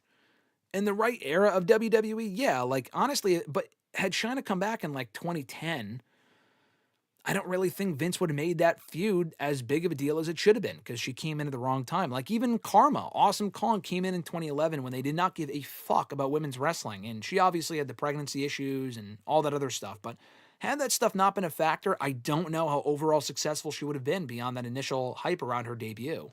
I feel like they would have just made her another woman on the show after a while. Grunt says, the real question is, how am I supposed to treat her for just who she is if I don't treat her like how I know her? I don't know who you're talking about or what that's a reference to. If we're talking about AJ Lee, I'm not sure what you're talking about. Jade Cargill question mark, Noob says. If I don't treat her like I know. I think you're talking about AJ Lee, Grunt. I'm still confused. You got to let me know. Jade Cargill, question mark, Noob said. I think you're talking about when I was talking about the divisions being the deep divisions, I'm sure. Jade Cargill's a star, though. She's got to improve. She has to improve, but she's good. Let me scroll back up. A lot of comments coming in, so I appreciate it. But I will try to get out. I will try to get through all of these before we get to the scheduled questions, and I will try to address all the chats here. I appreciate you guys joining in live. Fernando said AJ Styles having a match in TNA would be a huge deal. That would be a huge deal. I don't think it's happening at Slammiversary, but that would be pretty fucking cool. Placated said, are we still holding out hope for Karrion Kross? I still think he could be back at some point.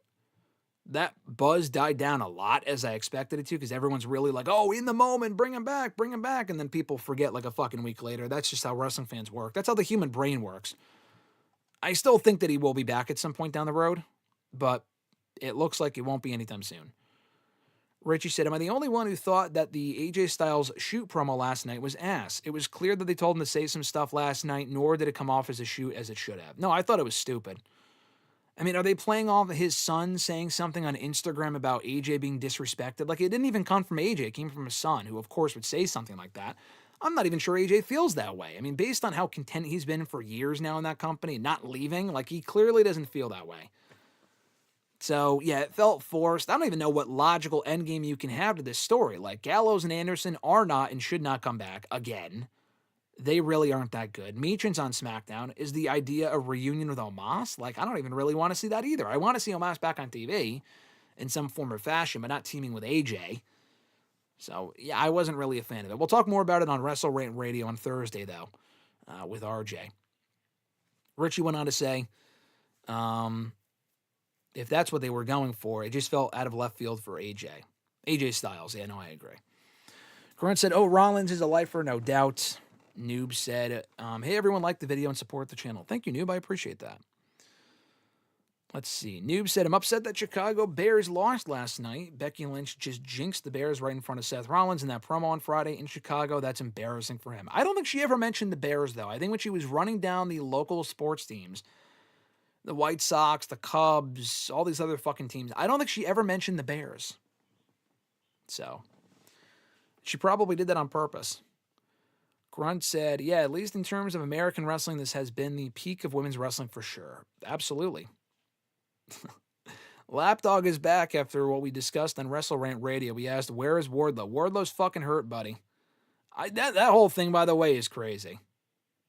That whole thing is insane. He said he knows. Well, he says he knows. He's asking because I think he's trying to be smart after we ranted about, I talked about last week because he was talking about, Wardlow's not there, blah, blah, blah, blah. Listen, if they had such plans for Wardlow, I'm not changing what I think. I think if they had such plans for Wardlow, even if he's hurt, he was clearly on the Dynamite after Forbidden Door. Now, did he get hurt in that attack on Swerve? If so, that's awful. He is obviously hurt, but if he got injured in that attack, that's just terrible luck. Second of all, they had him on Dynamite for a reason, as a background player. His mouth is not injured.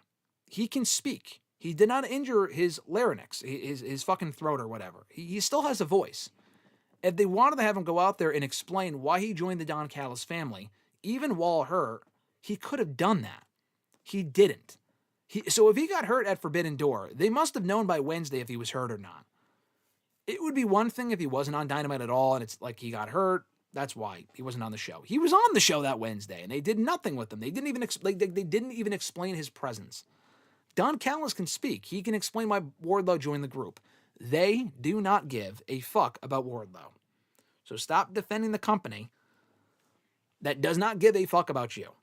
I don't know why you're so bent out of shape over the idea that Wardlow is this massive star. He can be.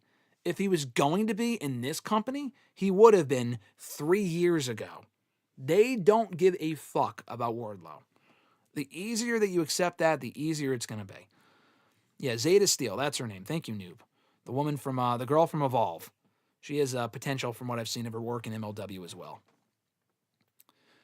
Richie said, speaking of women, Lyra and Raquel had a damn good match last night. I was ready to write it off, but I'm glad I sat through it. Very impressed with Raquel. Overall, solid Raw last night, too. Yeah, I thought it was a fine show. I thought it was a decent show. A lot of matches that were just kind of there. Like, I thought the action was good. I thought the AJ Lee segment was the best part of the show. Kind of a very much a middle of the road edition of Raw, but a solid show nonetheless. I've seen better shows. I've seen worse shows. Let's see. Lapdog said, everyone wanted to know where Wardlow was last week and shit on TK for not featuring him. Again, he was on the Dynamite after Forbidden Door. He was not on last week, correct. You must be Tony Khan's burner because you are so desperate to defend this company. Wardlow was not on. He was on the week before. He may not have been on this past week because he got hurt, sure. But where was he the week before that? He was in the fucking background, not talking. He could have. He didn't. Stop. I mean, you're not going to win this argument. Do you not like Stat and Harley Cameron placated asked? I don't actually. I really don't. Like, they have good chemistry together, but I'd rather see Statlander on her own. I feel like they might just keep them as a team. I mean, I was going to say keep them as a team for the women's tag titles, but like you can create two other teams. They already had two other teams. Harley Cameron was teaming with Anna Jay, where the fuck did she go? But you have Anna Jay and Harley Cameron. I think Anna Jay might be. Oh no, Anna Jay's teaming with Ty Conti now. I guess that's what's happened. But you had Anna Jay and Harley Cameron. Harley was with Saraya. It feels like they just keep putting Harley with like different women as tag team partners. Okay. I would prefer Stat and Willow as a team. I also prefer Stat and Willow on their own, but they clearly are going to reunite, so just put them back together. But Stat and Harley Cameron's a fine team. I just don't really care all that much personally. I feel like Harley Cameron, she's entertaining, but she just has a ceiling. I never really got the hype around her. I mean, I could see why I get the hype around her. Like, people really find her funny. I think a lot of the comedy's just kind of stupid, to be honest with you.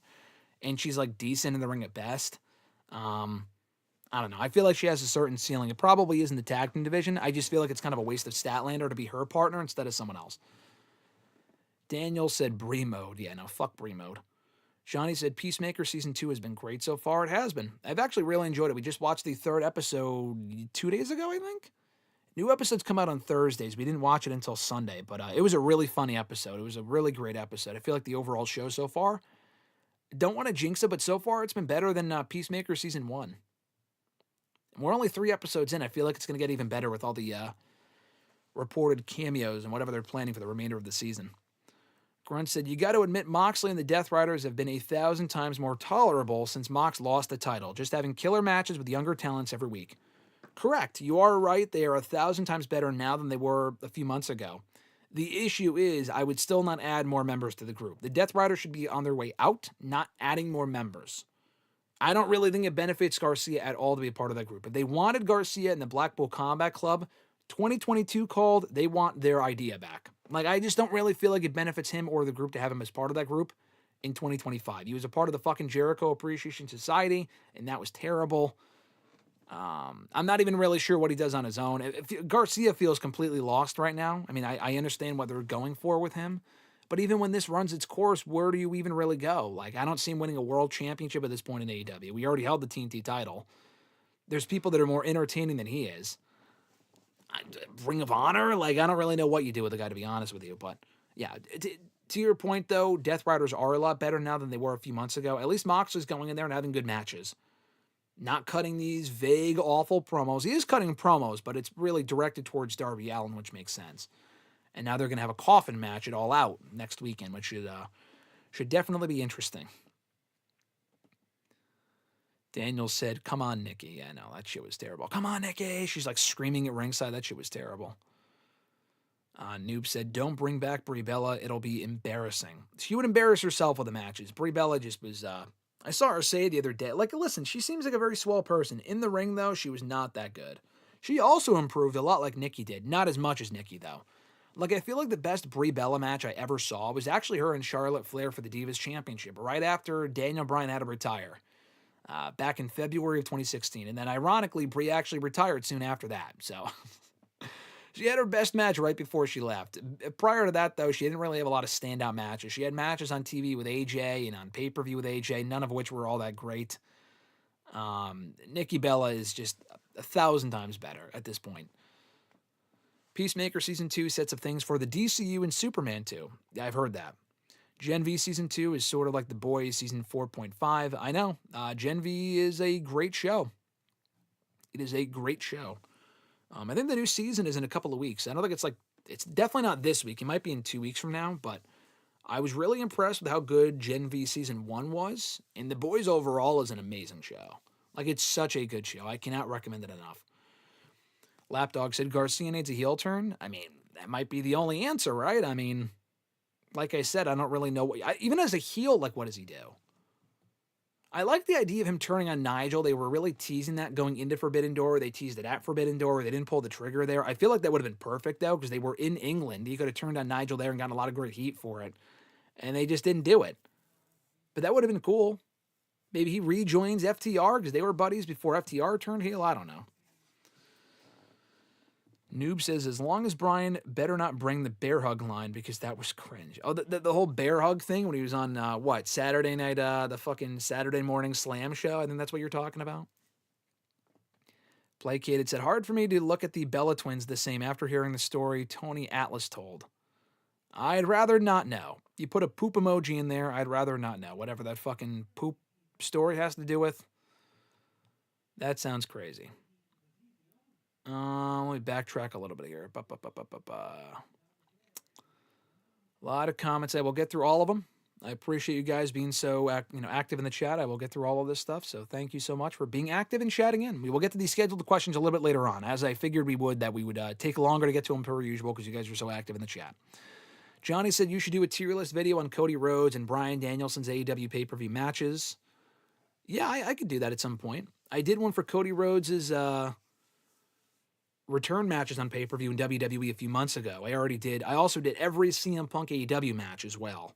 Cody Rhodes had more of them, so I would not do every AEW CM or Cody Rhodes match, but every Cody Rhodes AEW pay-per-view match, that could work for sure.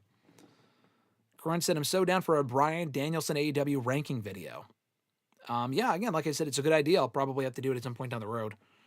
I don't know if that tier list exists, so I'll probably have to create it, and we could do it down the road. Maria said, should AJ Lee win the IC Women's Championship? At this point, yes. I think so. I think she wins at WrestlePalooza and she beats Becky either at Crown Jewel or at Survivor Series. That's what I would do. Did Shawn Michaels have better matches in the first run or second run, Johnny asked. Great question. I'm going to go second run. I think second run, because the first run, you include the Rocker stuff. He had a lot of great matches as part of the Rockers. You have the first Iron Man match, but like I feel like that match is a tad overrated. It's a very good match, but it's not one of my favorite Shawn Michaels matches at all. The one with Bret Hart at WrestleMania 12. He had a lot of amazing matches as WWE champion with Diesel, including with Bret Hart, not during that reign, but like in 92. The Montreal Screwjob happened during that run. The Steve Austin match at Mania was not as good as their King of the Ring match the year prior, so you can include that. I would still probably go the second run, though, because the second run you had that first amazing match back with Triple H at SummerSlam. The Elimination Chamber match, which is still, I think, the best Elimination Chamber match that company's ever done. That's when he won the World Heavyweight Championship at Survivor Series. All the other matches with Triple H weren't as good as the first one, but they were still very good matches, including the Hell in a Cell match, I thought. Kind of boring, but I liked the match personally. All the matches with Kurt Angle from 05 to 06, those matches were amazing. The matches with John Cena in 2007. Obviously, the matches with The Undertaker in 2009 and 2010. The DX reunion did not spawn a lot of great matches, but they were memorable matches and memorable segments with the McMahons. The match with Vince McMahon at WrestleMania 22 was also very good. The triple threat for Mania 20 with Benoit and Triple H was also amazing. The matches with Jericho in 03 and 2008 were all excellent. So yeah, I would go...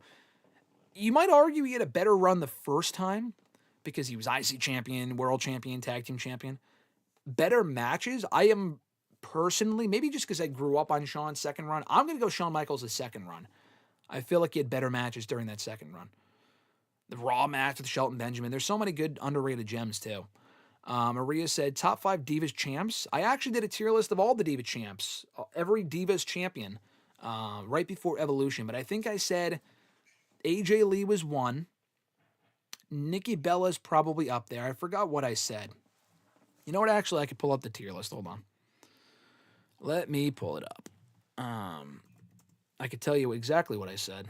Because if I go to the tier list, it pulls it up. Divas champions. Best Divas champions. Was this the list? Let me see. Hold on. The thing's going a little slow here. It's definitely AJ Lee. Maybe Michelle McCool. Nikki Bella, I feel like you would have to put on there. Okay, so I said my 5 were... Wow, I put Nikki Bella at 5, actually, because this is the tier list. I had AJ Lee at 1, Charlotte Flair at 2. She was champion for not that long, but she still had a way better run than any of these other women because she had actual quality matches with Natalya, Nikki Bella, Paige, Becky Lynch, Sasha. I put Charlotte at 2, but I put AJ Lee at 1. She's the most synonymous with that championship, in my opinion. AJ, Charlotte, Michelle McCool, Kelly, and Nikki Bella. You could probably move Nikki from 2 to 1 over Kelly, but I actually enjoyed Kelly's reign a lot in the time that she held that championship. Not all that long, but I thought in the time that she held it was actually pretty decent. She actually improved a lot. Nikki's time with the belt is a bit overrated because she was champion for a long time, but she really faced a lot of the same people and also did not defend that championship a lot, especially towards the end. AJ, Charlotte, even Michelle and Kelly probably had more title defenses than fucking Nikki Bella did, but yeah, those are my top 5 Divas champions. AJ Lee, Charlotte Flair, Michelle McCool, Kelly, and Nikki Bella. Let's see. Next question here. Speaking of Caitlyn Placated, said she looks so much different today than her WWE run. Yeah, she does look different. I saw an interview she did a couple of months ago. She definitely looks different. Still looks good. Definitely looks way different than she did 10 plus years ago. Johnny said, is AEW the second best AEW American wrestling company of all time? I mean, Lapdog said yes. I don't know if your Lapdog responded to that or something that I said. I don't know. I mean, is it better than WCW? WCW got shit towards the end there. I feel like AEW has been better for a little bit longer consistently. I don't know. I'm not going to say yes to that. It's been better than TNA. I'll say that. AEW has a lot more exposure, better momentum, better ticket sales. WCW is tough, though. I mean, to say it's better than WCW is the second best American wrestling company of all time, I feel like it's still too soon to say. I'm not going to say yes to that. I will say it's better than TNA, though. Fernando asks, the boys or Gen V? The boys. The boys also has had 4 seasons. Gen V has had 1 so far. But The Boys is an amazing show. Gen V was also very good, but I prefer The Boys. Grunt said, "Man, Karma is a what if no one talks about." Yeah, I was always really excited about Karma, the idea of her being in WWE feuding with like a Beth Phoenix. You know, like I talked about Chyna and Beth Phoenix. I feel like Karma and Beth could have been a Mania match. And I think she had the miscarriage among other issues. I was really bummed that run did not work out because she would have been amazing.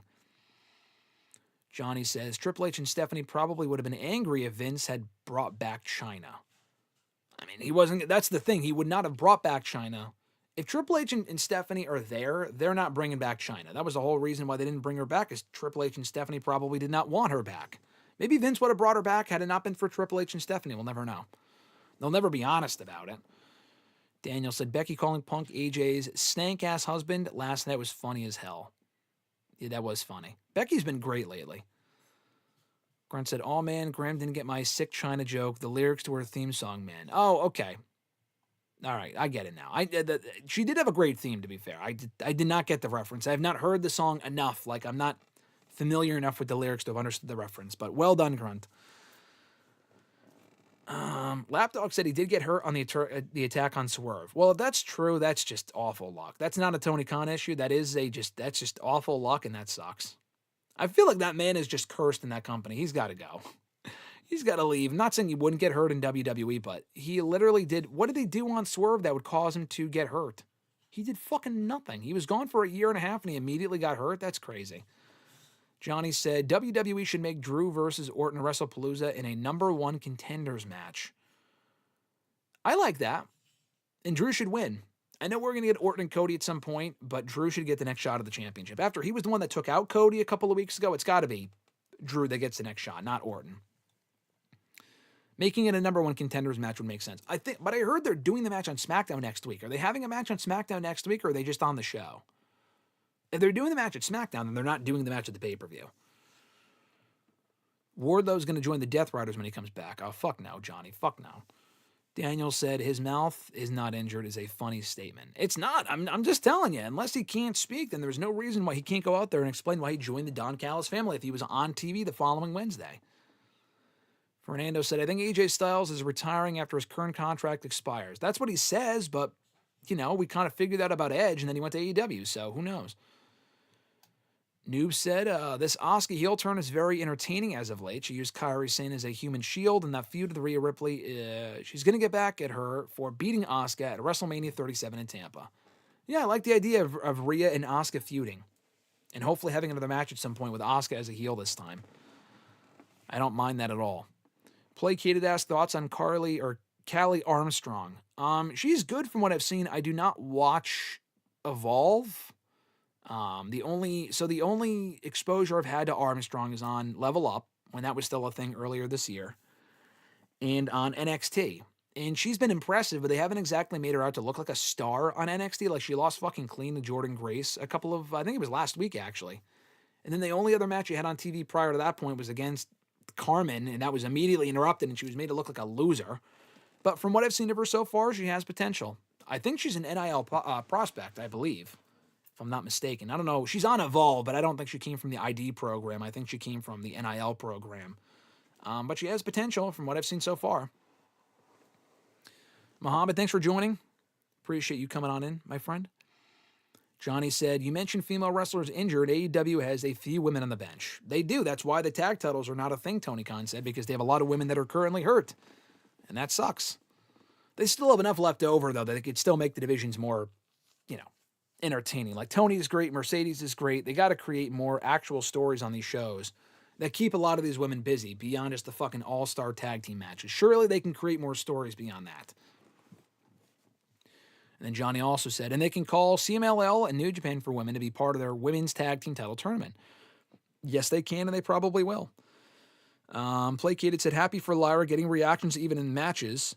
Far cry from when she was first debuted on the main roster. Yeah, I noticed that. She was, the crowd was behind her last night. They were indoor entrance. It's great to see. I mean, honestly, I'm going to write an article about this in a couple of days, but to me, she is like the biggest breakout star of 2025 for WWE. Like, if you think of the other people in the company that have had a good year, like a Dominic or a Jacob Fatu or a Braun Breaker or a Bronson Reed, all of those people were already doing well. Braun Breaker was already a two-time Intercontinental Champion. Bronson Reed already broke out late last year. Jacob Fatu already broke out when he debuted on the fucking show a year ago. Lyra Valkyria really was a non-factor on Raw until the year started, and she won and became the inaugural Women's Intercontinental Champion. And then after that, she really became a star for that women's division. And she lost a feud with Becky ultimately, but they had a lot of good matches, and she's really gotten over. Her promos have improved. So to me, she is the biggest breakout star for that company. Probably her and Penta. I mean, Penta was already a star in AEW, but in terms of WWE coming in and making an immediate impact, albeit just in the mid-card, Penta has done a pretty great job. I wish they were doing something more meaningful with him, like I said earlier, but the fact that he's come in, has sold a lot of merch, and is already super over in the span of just a few months is pretty crazy for a guy that never spent any time in WWE and completely bypassed NXT. Johnny says, I haven't cared for Harley since her feud with Monet. I mean, she also got hurt, too. I don't really care for Harley at all, personally. She's just not my cup of tea, but I can see why people like her. I mean, Lapdog said Harley is very entertaining and super over. She is super over, and she is entertaining to a lot of people, so I'm not arguing with that. She's just not my cup of tea, personally. I feel like a lot of it's like too over the top, and it's not all that funny. Feels very forced, but, people like it. The AEW audience eats it up, so who am I to say? Fernando said, worst situation, Karrion Kross or Wardlow? Definitely Wardlow. I mean, at least Karrion Kross, he is gone from WWE, and that sucks. But he's still able to wrestle. He's working for GCW. He's doing a lot of indie shots right now. He still has a lot of buzz going for him outside of WWE. Wardlow is just off the show. Like, he has no momentum. Even when he returned to Forbidden Door, even his return sucked. Even the way he was brought back sucked. And there was no explanation for it. And he was off the show for a year and a half. So Wardlow is in a way worse spot being hurt than Karrion Kross is right now. Grunt said, I'm sure the old heads will say Jim Crockett Promotions, but yeah, I'd say AEW is well on their way to being the second best American wrestling promotion of all time. It depends. I mean, does AEW close in a few years? I don't think so. But, yeah, I feel like AEW is probably already there, but it's tough to say. It's still too early to say as far as them being the second best American wrestling promotion ever. Noob said, I saw the match line for this week's episode of NWA Power, and there was only the finals of the Crockett Cup and the NWA World Title Triple Threat match, but they omitted Natty versus Kenzie's match.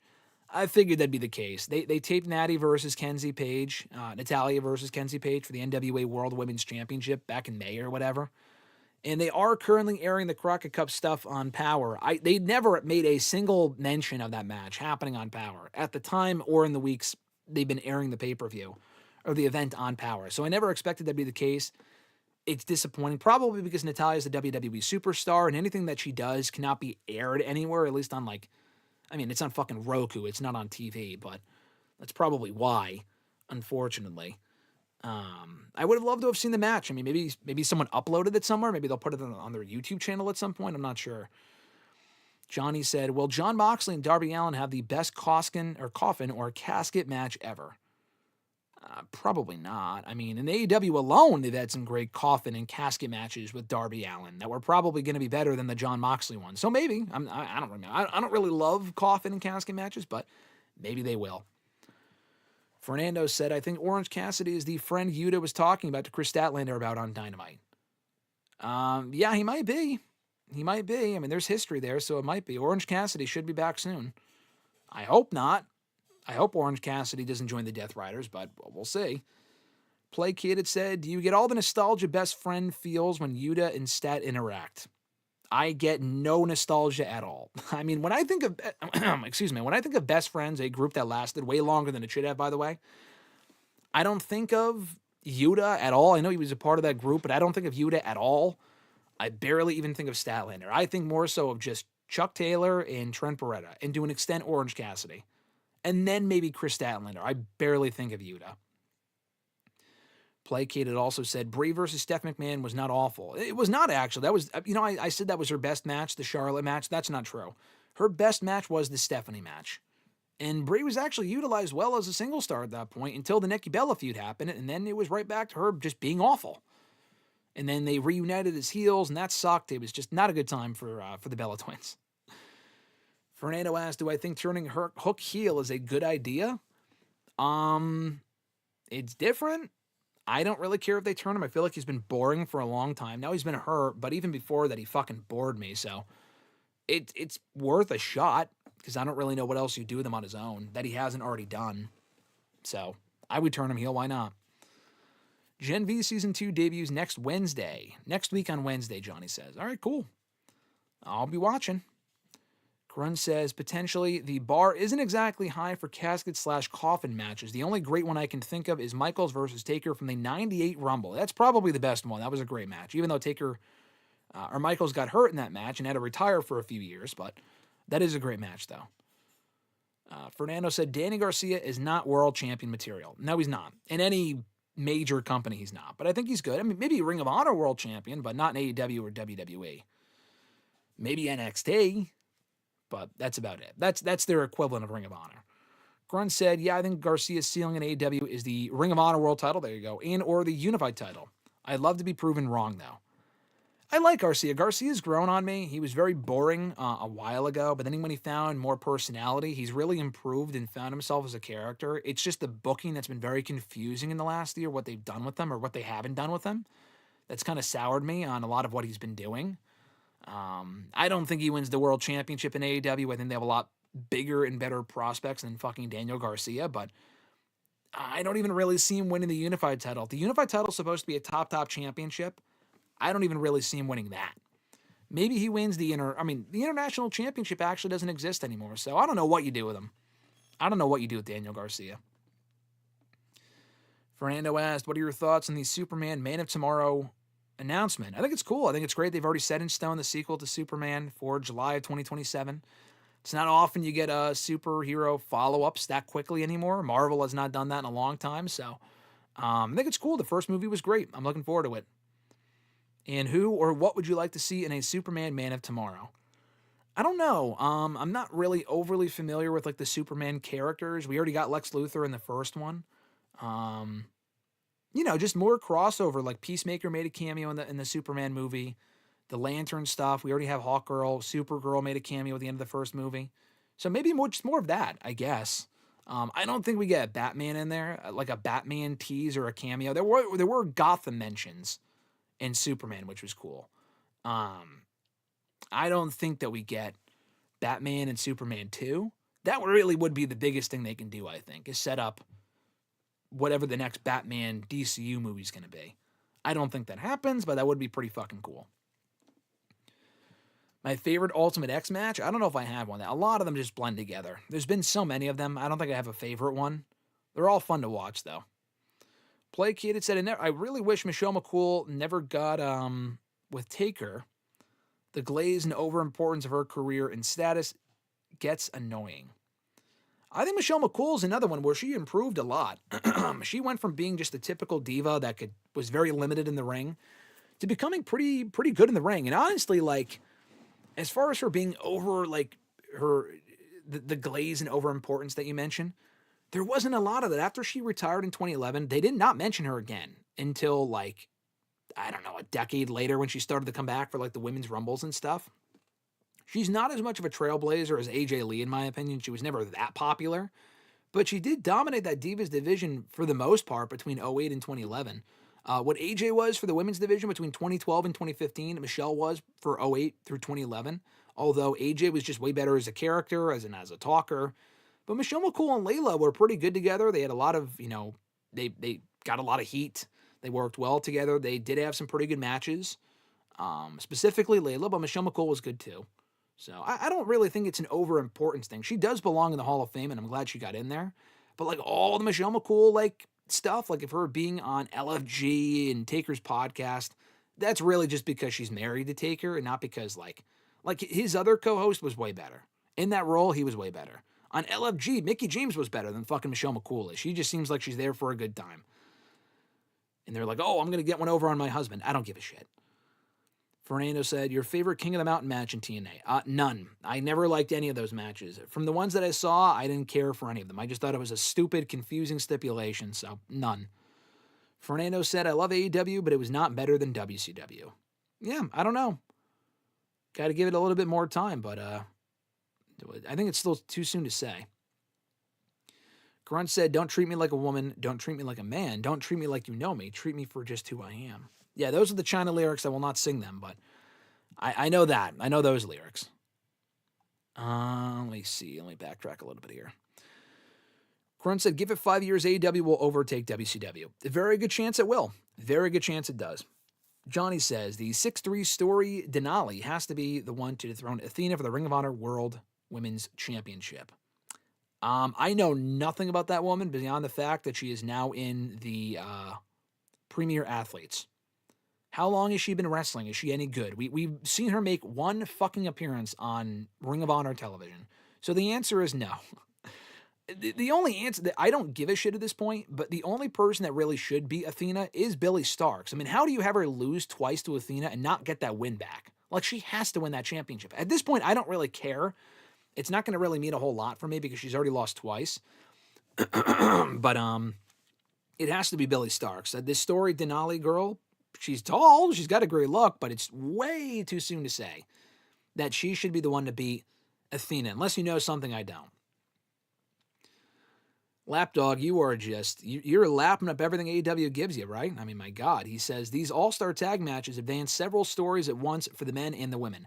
Yeah, when they do them once a month, not twice a fucking week. I mean, come on, man. The matches are good. Can you name one that you actually remember in every single person that was in that match? I enjoy these matches. They're fun.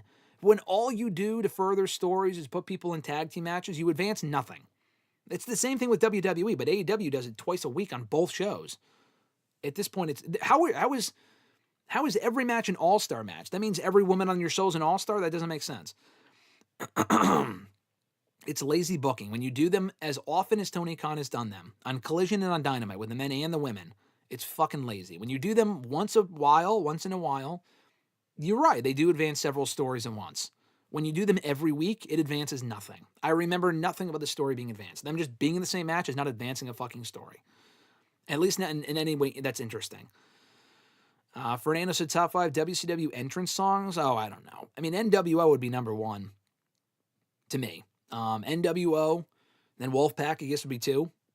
It's a cheap answer, but those 2. Booker T's theme song is the theme song that he used in WCW, so I guess that would be 3. Sting, I guess, would be on there. Sting would be at 4. I didn't watch a lot of WCW, so I can't really comment on the best WCW themes, but you know, I'll say NWO, Wolfpack,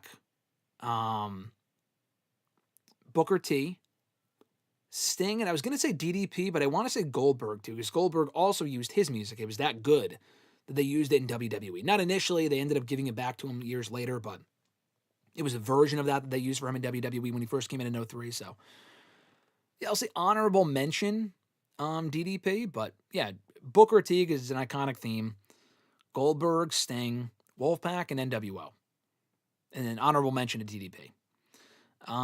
Nathaniel said, I think Bayley texts Lyra next Monday. I thought we would get her this week, but she didn't, so I don't know. We'll see. Top 5 ruthless aggression matches. Oh, I have no idea. What's ruthless aggression, though? 02 to 05? I mean, people say 02 to 07. I say 02 to 05, but if you want to say 02 to 07, I don't really know if that changes my answer. I love Batista and Triple H, specifically the Hell in the Cell match they had from Vengeance. So I want to say that one. Shawn and Kurt from WrestleMania 21 is another one. Triple H and Shawn from SummerSlam 02 is another one. Probably the Mania 40 main event with Benoit, Shawn, and Triple H. A lot of these matches include Triple H. And then if I had to pick a 5th one from like 03... I love Brock and Taker inside Hell in the Cell. I said that last week, I think. I mentioned that on Monday, actually, when I ranked all the Brock Lesnar rivalries and whatnot. I love that match, that 02 Hell in the Cell match they had. For the 5th match, maybe the first Elimination Chamber? I still think that's the best chamber they ever did, so probably that one. I'm trying to think of 03 matches. Brock and Kurt, maybe the Iron Man match is a good one to say. Yeah. There's a lot of them, but those might be my top 5 or 6. Johnny said for top WCW themes. Oh, he actually named all the ones I was going to say. I did say, actually. NWO, NWO Wolfpack, Sting, Booker T, and DDP. I think I just replaced DDP with Goldberg, but yeah, it's a pretty good list. But Psycho, what's going on, my man? Hope you're doing well. Thanks for joining. They asked, do you think Tiffy Hogan is happy Naomi is pregnant and Bianca is injured if it means folks that look like them aren't around? I'm not going to comment on that. I don't think Tiffany is racist, but no, I don't think she's happy that those women are pregnant and injured respectively. I know there's a lot of rumors and like a lot of speculation about who she has voted for, but I don't think if you're going off of that one fucking post or video that she accidentally posted and then quickly deleted, even though there really wasn't much to it, on Instagram or TikTok last year, that's not enough to go off of. So I think throwing around accusations like that is just that's not cool. You know, who she votes for isn't really my business. I don't really give a shit about that stuff. You can have an opinion on that, but to throw around accusations like that about Tiffany without knowing, like without really having any other concrete evidence is that's damaging. So let's not do that. Top 5 wrestling couples? I don't know. I have no idea. I mean, Stephanie and Triple H would have to be up there, right? I love CM Punk and AJ, so I would put them up there. I can't say Nikki Bella and John Cena. I don't know. I'm not really sure. I'm trying to think of other great wrestling couples. Becky and Rollins, I guess, would have to be on that list. Brian and AJ, or Brie Mode, or Brie Bella. Not Brian and AJ. What the fuck am I saying? Daniel Bryan. I mean, obviously Macho Man and Miss Elizabeth would have to be number 1. Top 5 intergender mixed tag team matches. I have no idea. No idea. They just haven't done enough of them for them to really stand out as far as being entertaining. I'm sure there's a few. I loved when Baron Corbin, the match itself was whatever, but Baron Corbin hitting the end of days on Becky in 2019 at Stomping Grounds, or Extreme Rules, whatever it was fucking awesome.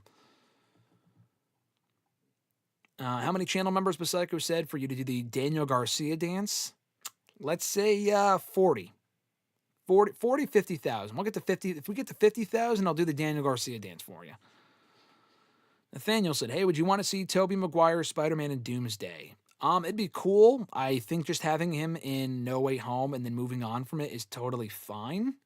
I don't see him being in Doomsday. If he is, I'd pop. That'd be cool. Johnny said, have you watched matches from All Japan Pro Wrestling and Pro Wrestling Noah? No, I have not. Aside from anything of those promotions that have been shown on promotions that I do watch, like Ring of Honor or a TNA or something, then the answer is no.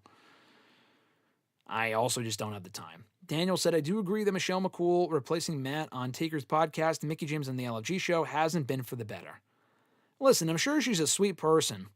Sure, she's a sweetheart. I enjoyed her Hall of Fame induction. She is just objectively inferior in those roles to those people that you mentioned. The guy Matt on Taker's podcast and Mickey on LFG. She just was not as good. But she's there because Taker wants her there, so that's why she's there. Lapdog said, Trish and Lita were trailblazers. AJ Lee wasn't even close. Again, brother, I don't know what you're trying to argue here, but that's just a fucking infactual statement. That's just not true. You are either telling me that you were just lying or you were not watching when she was around in 2012 through 2015. Women that are in the company today are there because of AJ Lee. Women that are not like Max and Dupree. We're talking about Roxanne Perez. Cora Jade was there because of her. Lyra Valkyria. I mean, come on, man. These are future women's world champions that are there and influenced by AJ Lee. It's like the CM Punk effect. They didn't really hire and push a lot of women like AJ Lee before she came around. It was a lot of like the buxom blondes, like the Trishes and the Litas. I mean, Lita was also hot, but I mean, she fit a different mold, and AJ kind of followed in her footsteps. But they really weren't pushing a lot of those women like AJ in 2012. It was a lot of like the Bella twins. And Beth Phoenix was, she was very buff, but AJ was like the Roxannes. I mean, women like Bailey and Sasha did not look like the divas of yesteryear. They looked more like AJ, and they wrestled more like AJ. That kind of focused more on the promo work and the characters, and even some of the matches were better than a lot of the other divas matches we were getting back then. So to not call her a trailblazer is just you're trying to argue something that's not true. Top 5 boring. I mean, Fernando agrees. I disagree with both of you. I'm sorry. I mean, you listen to that reaction that she got on Friday, you were just definitely wrong. All-Star tag team matches aren't lazy. AEW only has 4 hours weekly of TV, like 6. Lapdog again. I think you're just Tony Khan's burner. You're wrong, my man. Grunt. Well, first of all, Maria said, how many channel members for you to take off your hat? We'll go 50 channel members. You'll get this puppy off if it's part of my gimmick, but I'll take it off for you. I can't be stripping for you on camera. I mean, come on, guys. That's what like OnlyFans is for. I'm not taking off articles of clothing for you. That's just weird. Come on, Maria. 50 channel members. 100 even. But anyway, Grunt said, Lapdog, buddy, chill. You got to save some of this for Thursday to get those RJ pops. That was funny. Seriously, you got to save a lot of the pro AEW stuff. And listen, AEW, if you're gonna give me something that makes sense, I will agree with you. But if Grunt is disagreeing with you, then I mean, I'm sure he agrees with some of this. But even last week, that got a good pop out of me when you were talking about whatever the fuck. I don't even know what it was. I forgot what you were arguing. Was it the Grunt said to like you make no sense. Like I don't even agree with that. That was just nonsense. I don't even remember what it was, but that got a good pop out of me. Nathaniel said, I loved Edge and Lita. Abu Sika, what's going on, brother? He said, thoughts on the Rusev LA Knight rumors that they might be working or feuding together? I don't really have any thoughts. I think Rusev should probably, I mean, it's nice that he's working with someone that's over. That just kind of feels like a feud to keep both guys busy. You know, maybe they end up having a great feud. That's not really a feud that interests me. It just kind of feels like busy work for both guys. Rusev should probably get a title shot. I mean, he tapped out Sheamus, one of the only people to have done that. And then he also just beat Penta on Monday's Raw. So, yeah. I mean, why would he work with LA Knight? What's the reason for a feud between the two? What's the reason for a rivalry between those two guys? Rusev really should be at least IC title contention after wins like that. Danielson and Brie, Grunt said, yeah, top wrestling couples, I don't know. I mean, on the show, they never really had great chemistry. I mean, they had good chemistry, but they really weren't on the show together enough for me to say they were like among the best wrestling couples ever. But they are still together, and a lot of wrestling couples are not, so there's that. Miz and Maurice, I agree with that, Daniel. That to me, I would put them above Danielson and Brie. Miz and Maurice had amazing chemistry on the screen. They're obviously a great married couple in real life too. But, you know, on the show, I thought they were always a great act together. Let's see. How about R-Truth and Carmella? Definitely not. They were fun together. They weren't even a couple. I mean, they were just friends. They never were actually in a relationship on or off screen, to my knowledge. Angle and Rousey versus Triple H and Stephanie is probably the biggest mixed tag in history. It might be. That would be my favorite, I would say, now that I think about it. Unless you give me other examples, I have no idea. Yeah, that was a great match, though. That was one of the better matches of WrestleMania 34 and an amazing debut for Ronda. So it might be the biggest mixed tag. You're probably right on that, and it's a great one.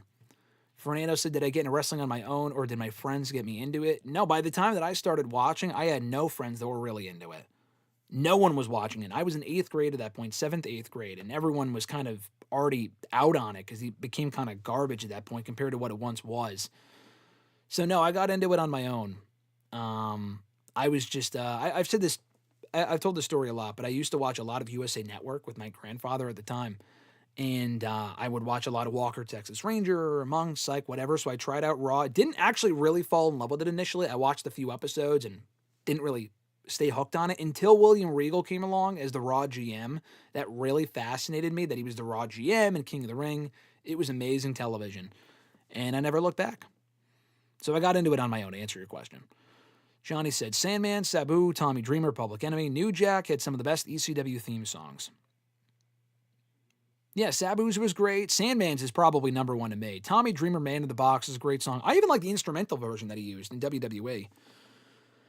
Public Enemy, I don't know. New Jack, I mean, they're definitely memorable. They're not like my favorite, but they're good. I like Sandman, Sabu's, and Tommy's, though.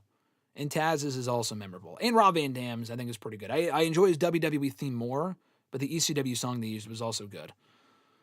The TNA one that he used being the worst of the bunch. Abu Sika said, Christian and Trish were a good pair. Wish it lasted longer.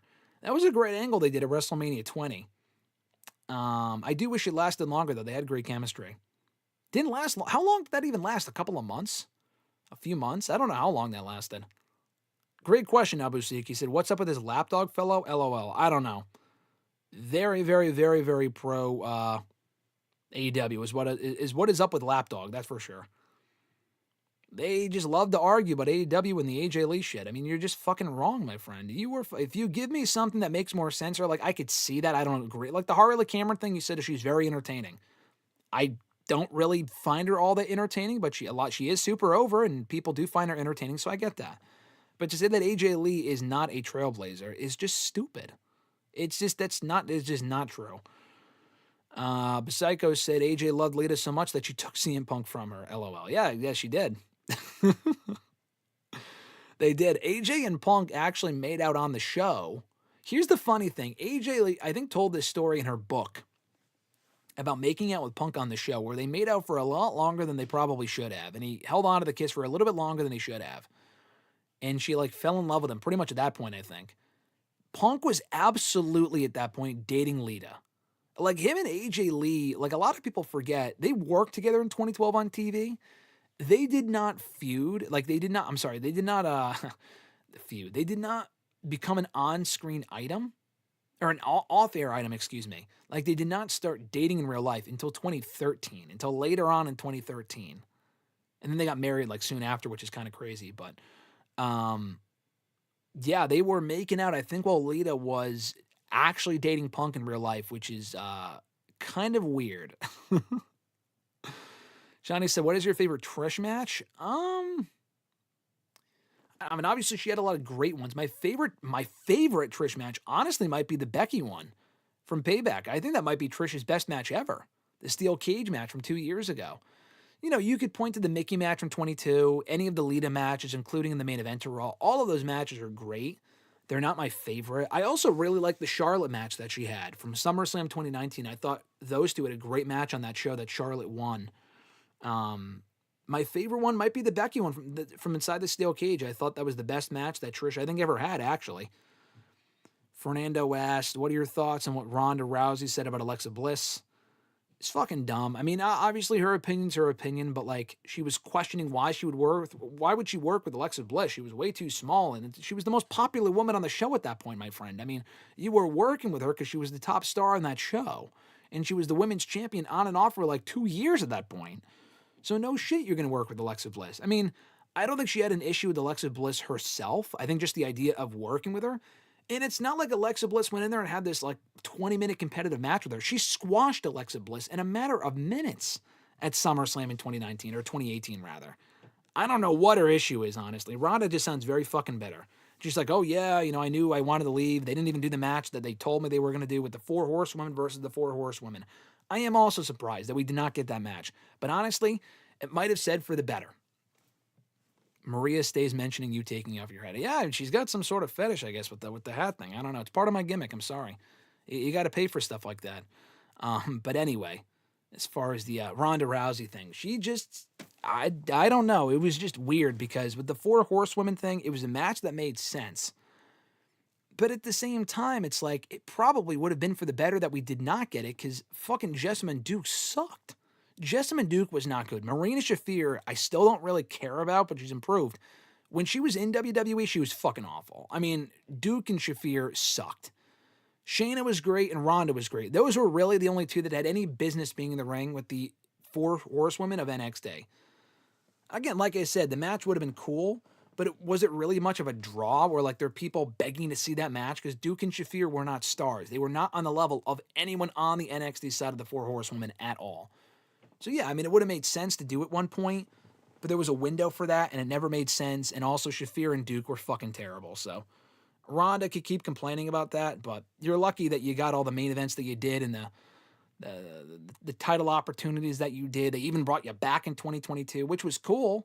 That run ended up being a massive fucking failure, and she acts as if it was only the company's fault that her run failed. Yeah, the booking sucked at certain points, but Ronda could not cut a promo to save her life.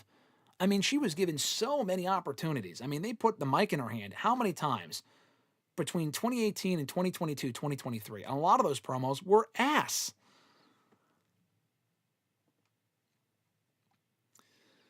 Anyway, Lapdog said, wasn't Trish versus Lita the first ever women's match, the main event Raw? That was historic at the time. True trailblazers. Yeah, you're right.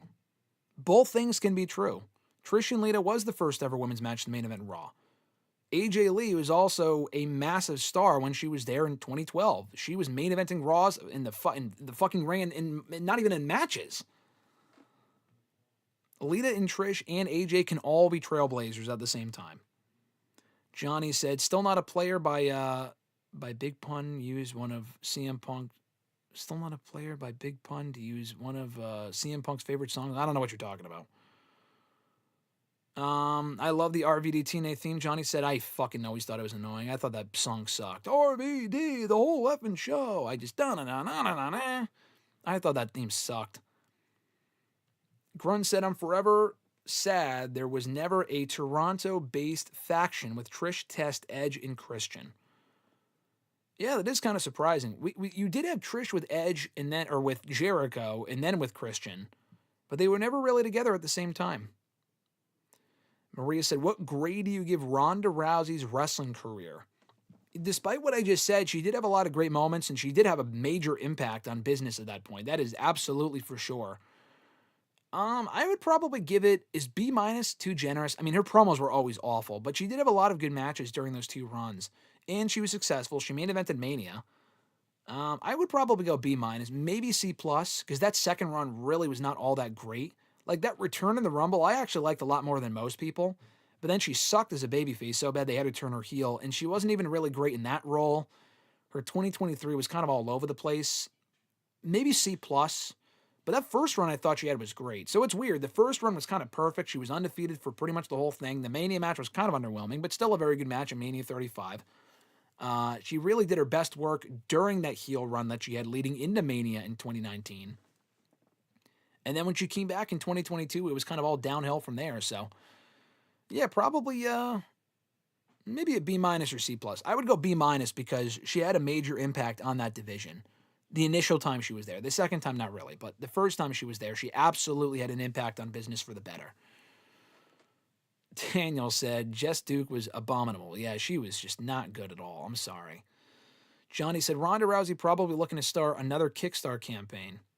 Did she have another? I mean, I don't even know that she had a Kickstarter campaign to begin with. Daniel said she only got signed to NXT because of the Ronda affiliation. Exactly. If it wasn't for the Ronda affiliation, Jessamine Duke and Marina Shafir would have never been in that company. That is just a fact. Maybe even Shayna, but at least Shayna ended up being very good for them and had a lot of success. Maria says, was I a fan of the S? What does that mean? I don't know what you're talking about. Grunt said, to weigh in, I agree the All-Star tags are getting repetitive, but I'm personally not bothered by it at all. I'm a fan of pay-per-view wrestling first and foremost. Deliver on those, and you can do whatever you want on TV.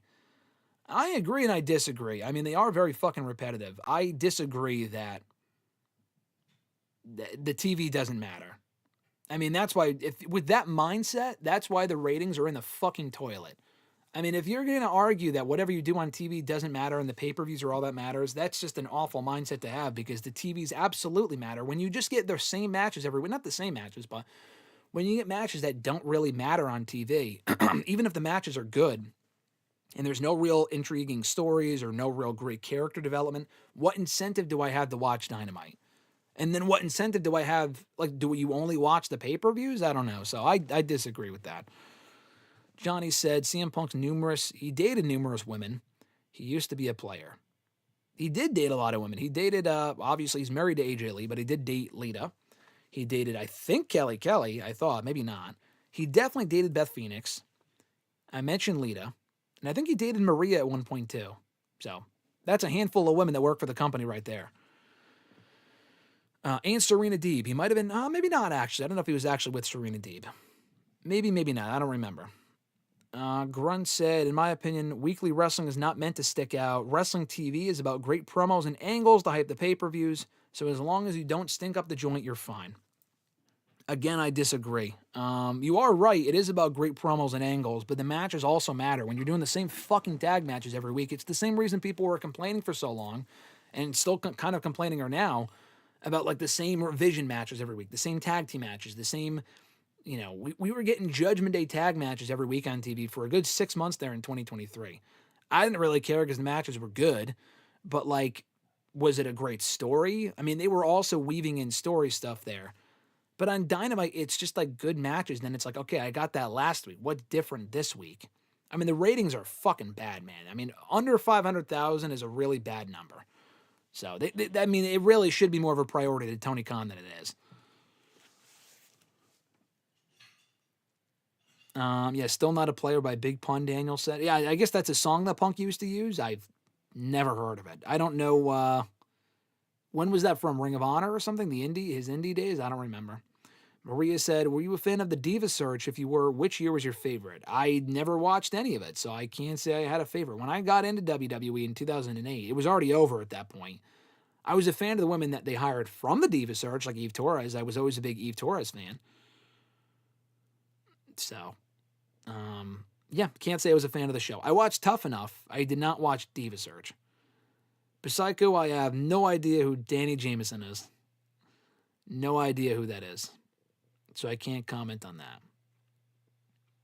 that. Johnny said, Ronda had the opposite of Shawn Michaels, Bryan Jericho, and Edge.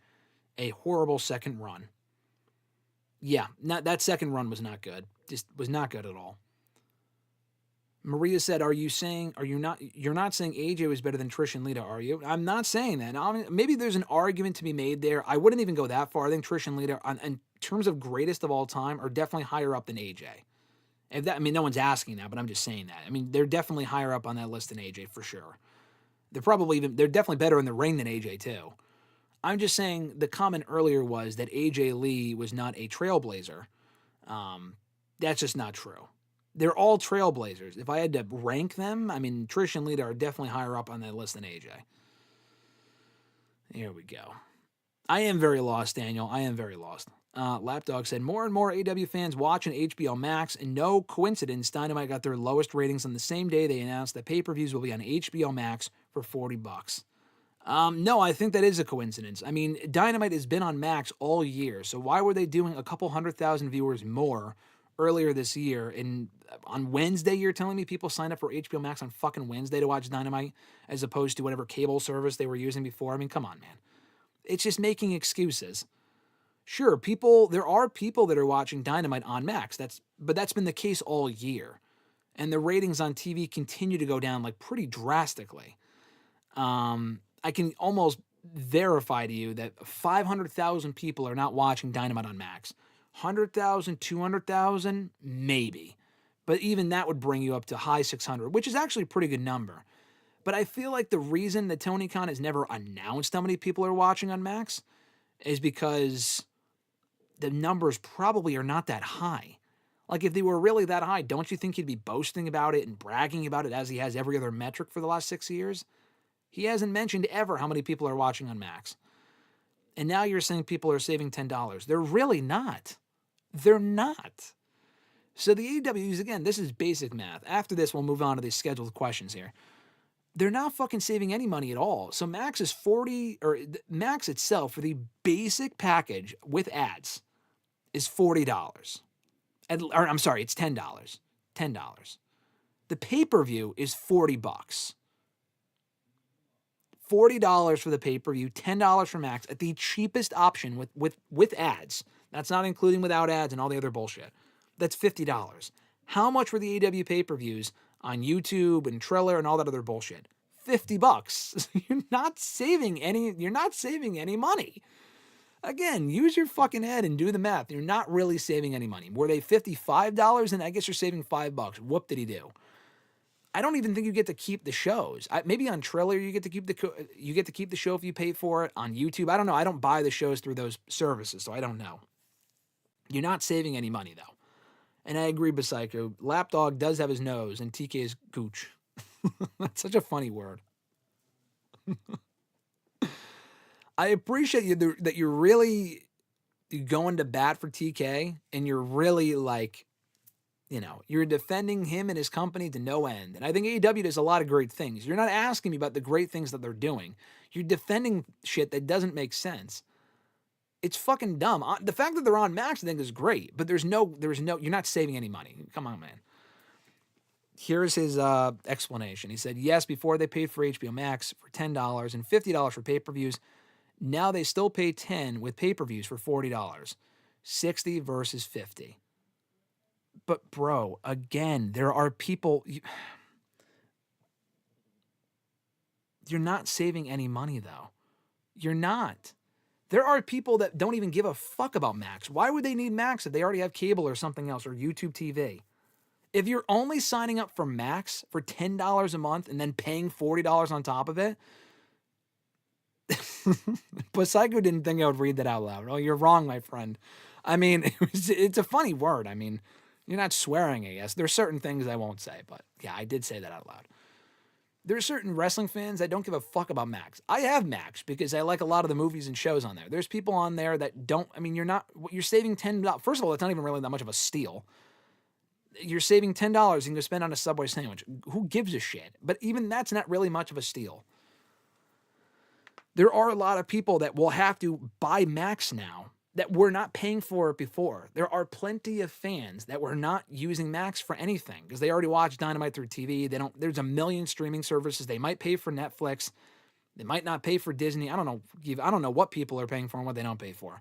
But what about the people that didn't already have Max that now have to buy it just to watch a pay-per-view? Just fucking buy it on Triller. You're not saving. Even if you already had Max, you're saving $10. But why did you have Max in the first place? I mean, you're only saving $10 there. Oh my God, man. You're really... I get HBO Max for free with my cable subscription, so I only pay $40 for the pay-per-view. That's amazing. I still don't think the pay-per-view should be $40. I think $30 would make more sense. When you can just... I mean, even WWE, the whole ESPN thing is fucking stupid to me. Because you still got to pay $30 if you don't get the ESPN thing, which a lot of people I think are going to. I don't know how that's going to work. Even those shows are $30. They've been on Peacock for $10 now. My God, you're going to bat for something that really doesn't matter. You're saving $10 a month for 9 pay-per-views. Why are there 9 pay-per-views? They used to be 4 pay-per-views a year. Now there's 9? You're going to pay $40 a month for every one of those shows? I think All Out's going to be a good show. Is that worth a $40 pay-per-view? In my opinion, no, it's not. Forbidden Door, I could see that case being made. I could see for All In paying $50 for a show. You're not going to convince me, so you're just wasting your time. Take your math somewhere else. Johnny said, or Fernando said, who should AJ face at Mania? I have no idea. Maybe, I don't know. We're getting Becky now, so Roxanne would be cool. Asuka, is that a Mania match? I don't know.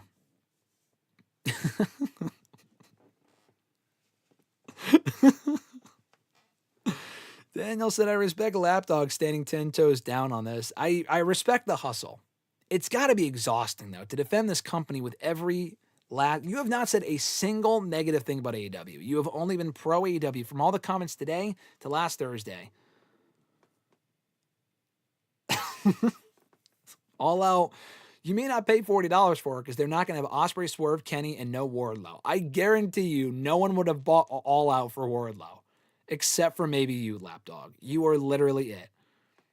You are the only one. You have to be trolling. I am convinced this is a troll account with the amount of comments that you've sent in between last Thursday and today. You better be back here on Thursday for WrestleRant Radio.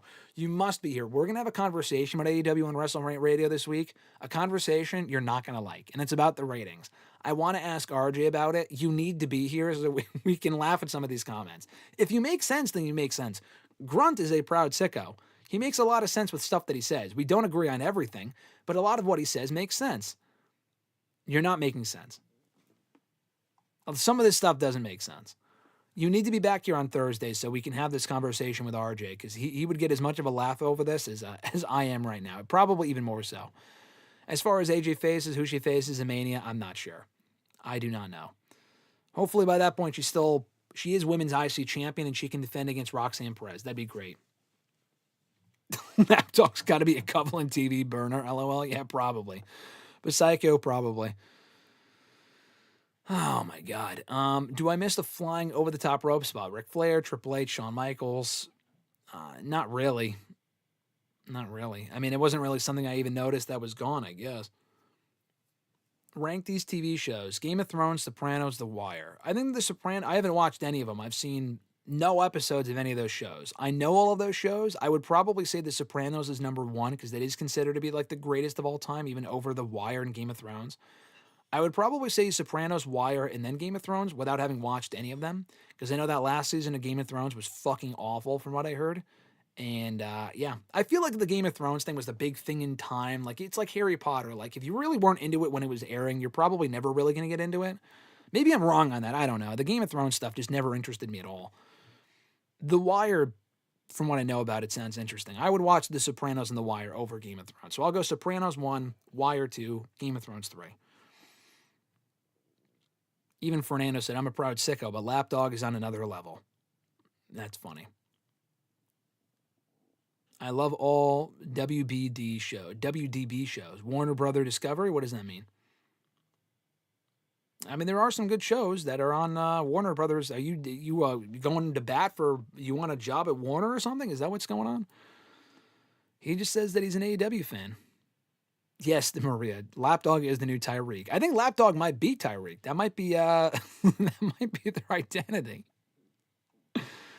You're not just an no, Lapdog, listen. I'm a AEW fan. I'm an AEW fan. You're an AEW fan. Lapdog's a fucking, you are a sicko on another level, my friend.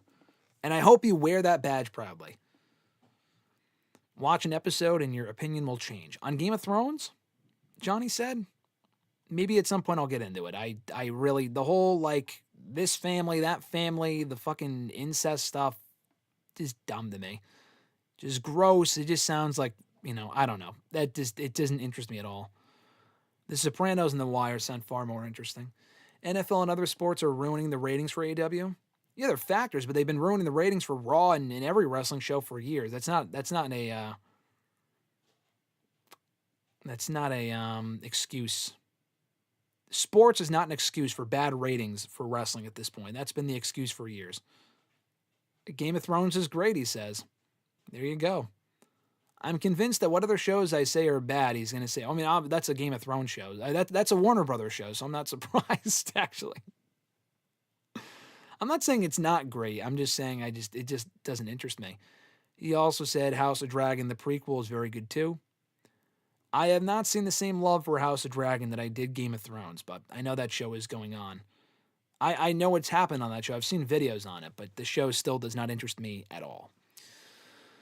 All right, let's answer these scheduled questions. We'll come back to the chat a little bit later on. If you want to send in a question in the chat for me to answer later on here in the video, please do so. I'll get to it in a little bit. Christopher L. sent these in from Facebook. Thank you, Christopher, for these questions. He said, hello, Graham. Hope your weekend was great and you're off to a swell week so far. On a personal note, I want to apologize for our Twitter exchange. The night after AJ returned, I was just so annoyed by the over-the-top comments online about it. While it is a big deal, no doubt, I felt at the same time many people were going a little overboard with it.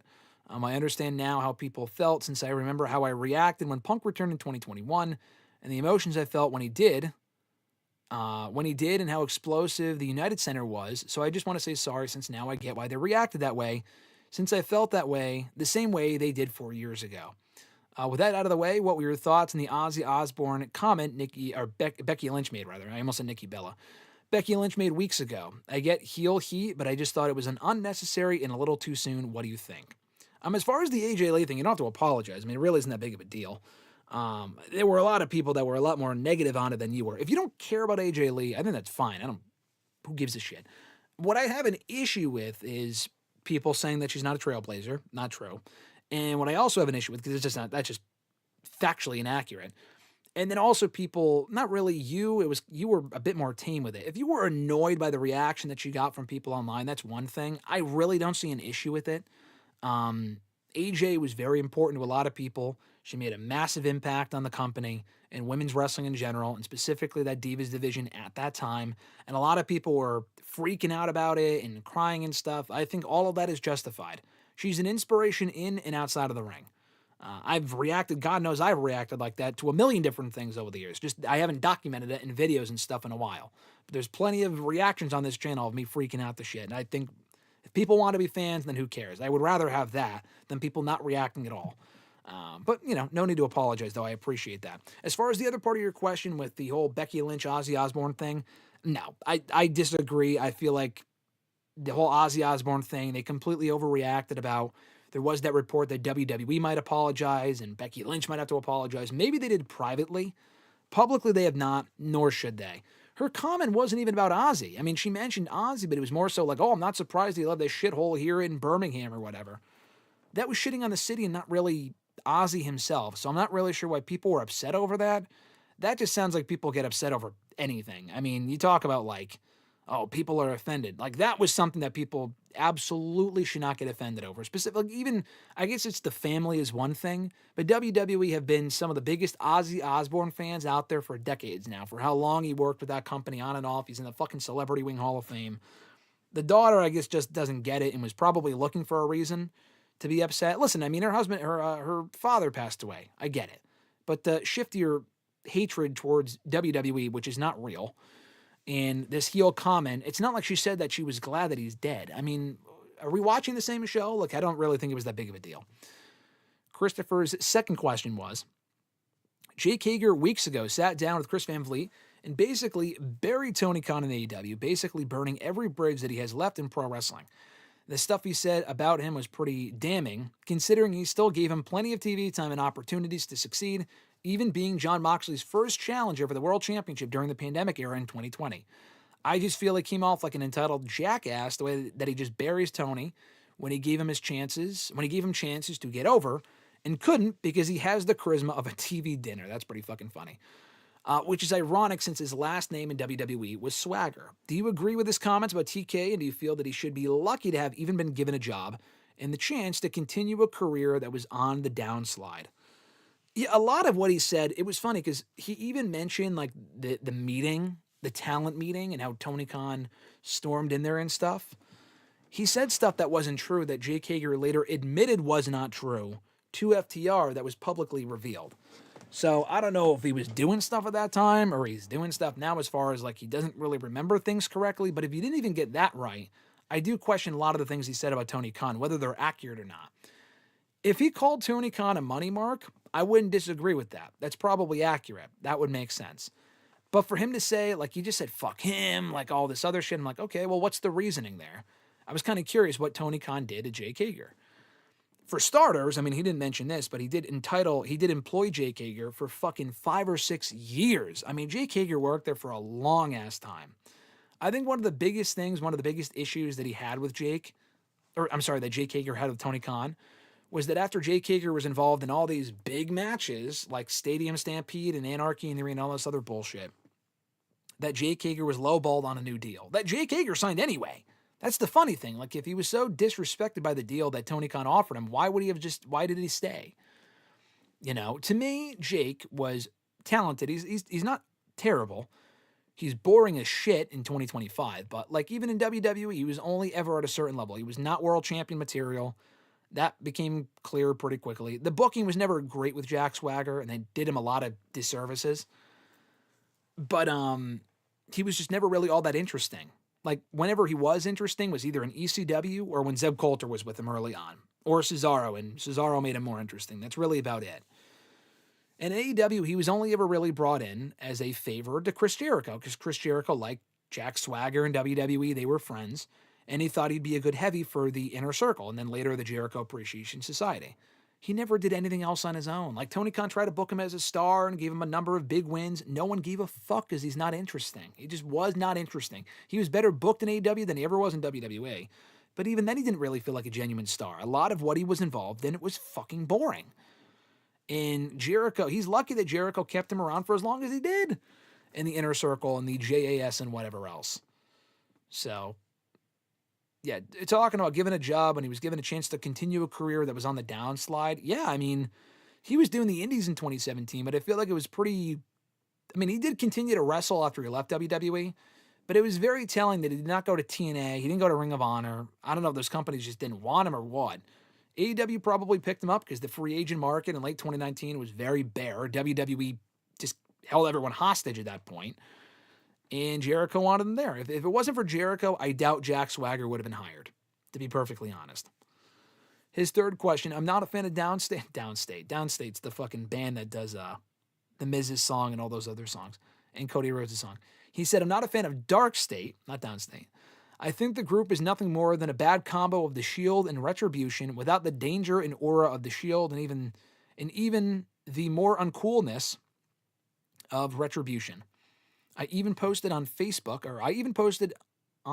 on Facebook of the Heatwave PLE with them versus Hank and Tank posting 6 guys, no stars. When they cut a promo, especially that abysmal one in the segment between Oba and Ricky, it was clear neither of them are polished or that good on the mic. Excuse me. What are your thoughts on Dark State? Do you think they still have a lot of work to do in order to make an impression? And do you think the act itself will have a hell of a hill to climb if it hits the main roster? I don't think Dark State ever hits the main roster. I think they break away who they think are stars from their group and they push those people. This is not a Shield situation. Shield was never even in NXT as a group. They were never a group in NXT. They arrived on the main roster as a group. I like the promo they cut, like the pre-tape promo they cut on NXT last week. I like that. I thought that was good. The other segments they've been involved in have not been anything interesting at all. You talk about like multi-man matches that don't mean anything. Those are definitions of multi-man matches on NXT with Dark State that don't mean shit. They don't mean fucking anything. I thought the match with Hank and Tank at Heatwave was actually pretty good. It actually exceeded my expectations. I don't know how much of that was Dark State or Hank and Tank or what, but that was better than I thought it would be. The group itself is improved. It's still not overly interesting. I would rather they just break up the group at some point and just cherry pick some of the stars or people that could have potential from the group. Like Cutler James, I liked him on that WWE Next Gen show. He's boring as shit though on NXT. He just doesn't have a whole lot of personality. Decent worker, fucking boring. The other guys are decent enough. Dark State doesn't really do much for me, brother, at all.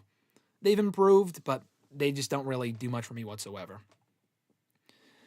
He then said, I'm actually really enjoying the Chelsea Green-Ethan Page dynamic. This has to do with the headline for the video. As it's the first thing I've thoroughly enjoyed from Page since he came to WWE.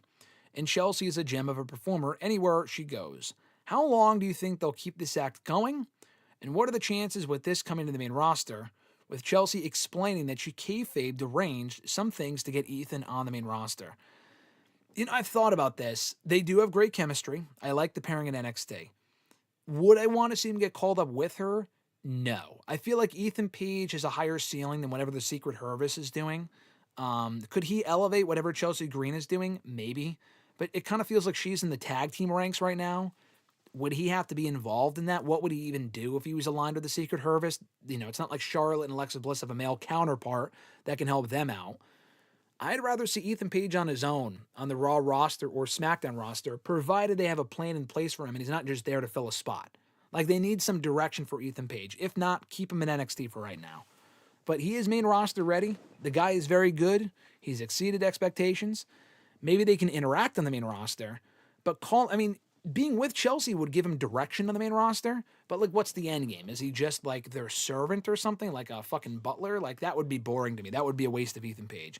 So I'm going to say no, although I do like the act in NXT, and maybe at some point they can reenact it on the main roster, but that's not how I would introduce Ethan Page. I feel like that would kind of pigeonhole him as a lower card wrestler right from the get-go, and he deserves better than that.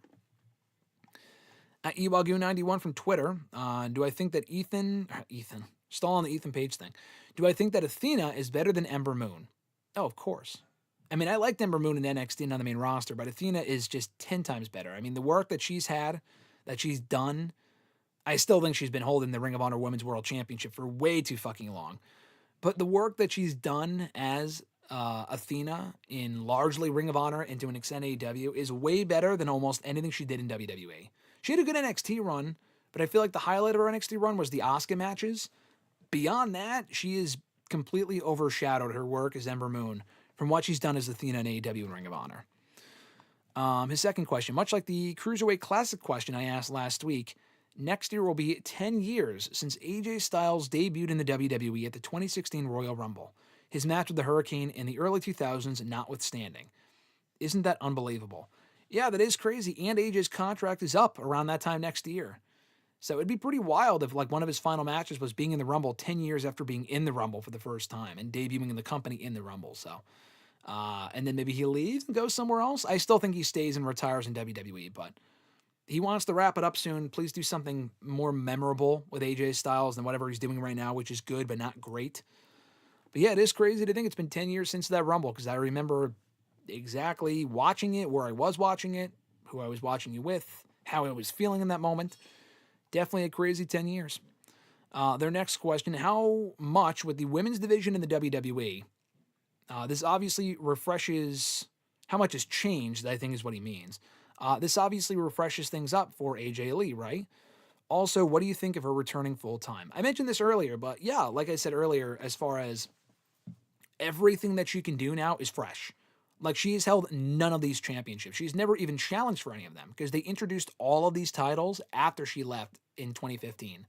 They got rid of the Divas title and immediately introduced the Women's Championship. Like, she's never challenged for either of the top two women's titles, the mid card belts. The tag titles weren't a thing at that time. They didn't have a women's rumble back then. Women chamber matches, women's elimination chamber, or women's Money in the Bank matches, Queen of the Ring. She has been in none of these things.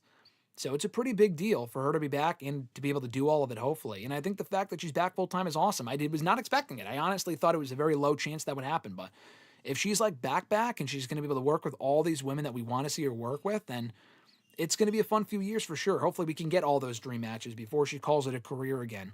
And then inevitably goes into the WWE Hall of Fame. At millennial_noob from Twitter, final two questions here. There's something odd between Asuka and Charlotte Flair. I'm seeing Charlotte Flair being friendly with Alexa Bliss, and Asuka isn't friendly with anyone in the women's locker room in front of Io Sky. Is WWE reversing the roles of Asuka and Charlotte Flair? In a way, yes. Charlotte's becoming more likable, and Asuka's becoming more heelish, so they are kind of reversing roles. It's not intentional, I'm sure, but I like it. Charlotte Flair has been great with Alexa Bliss, and Asuka turning heel, I think, is the right call. And then their last question: how do you enjoy watching NWA Power on Roku? It's good to see the NWA on TV, but I wish they aired their signature live events and not split them up into episodes of Power.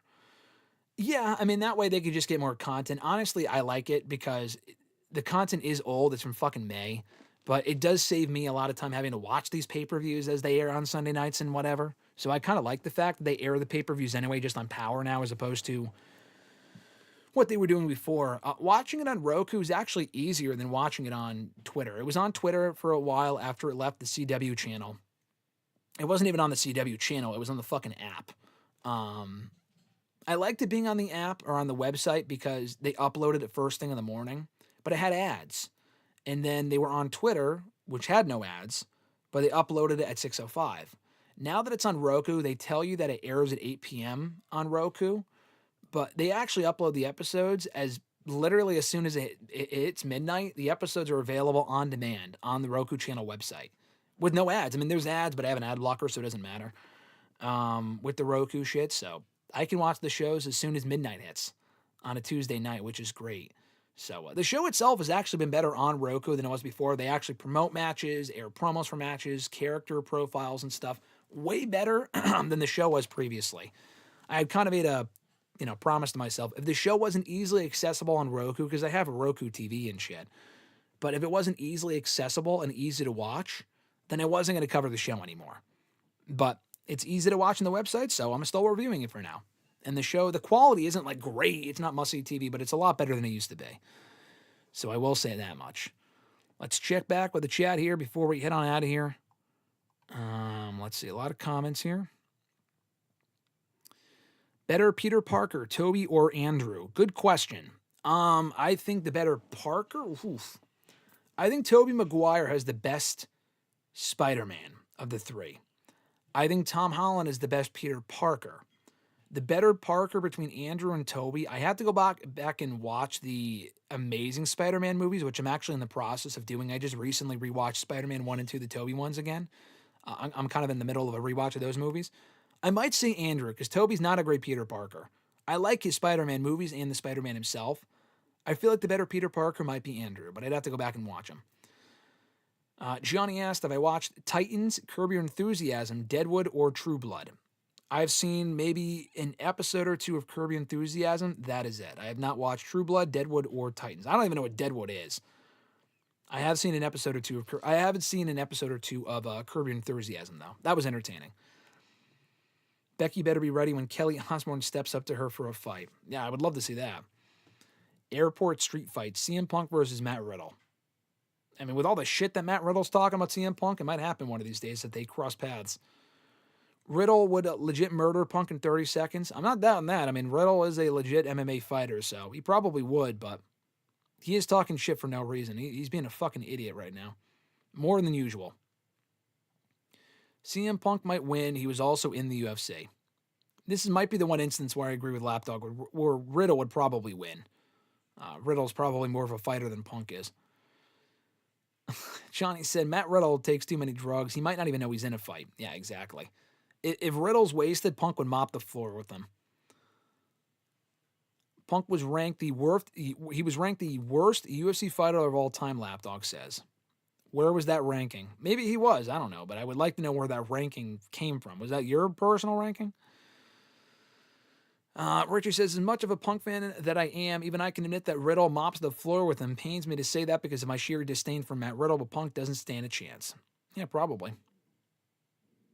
Lapdog said, Chris is the Triple H burner for sure.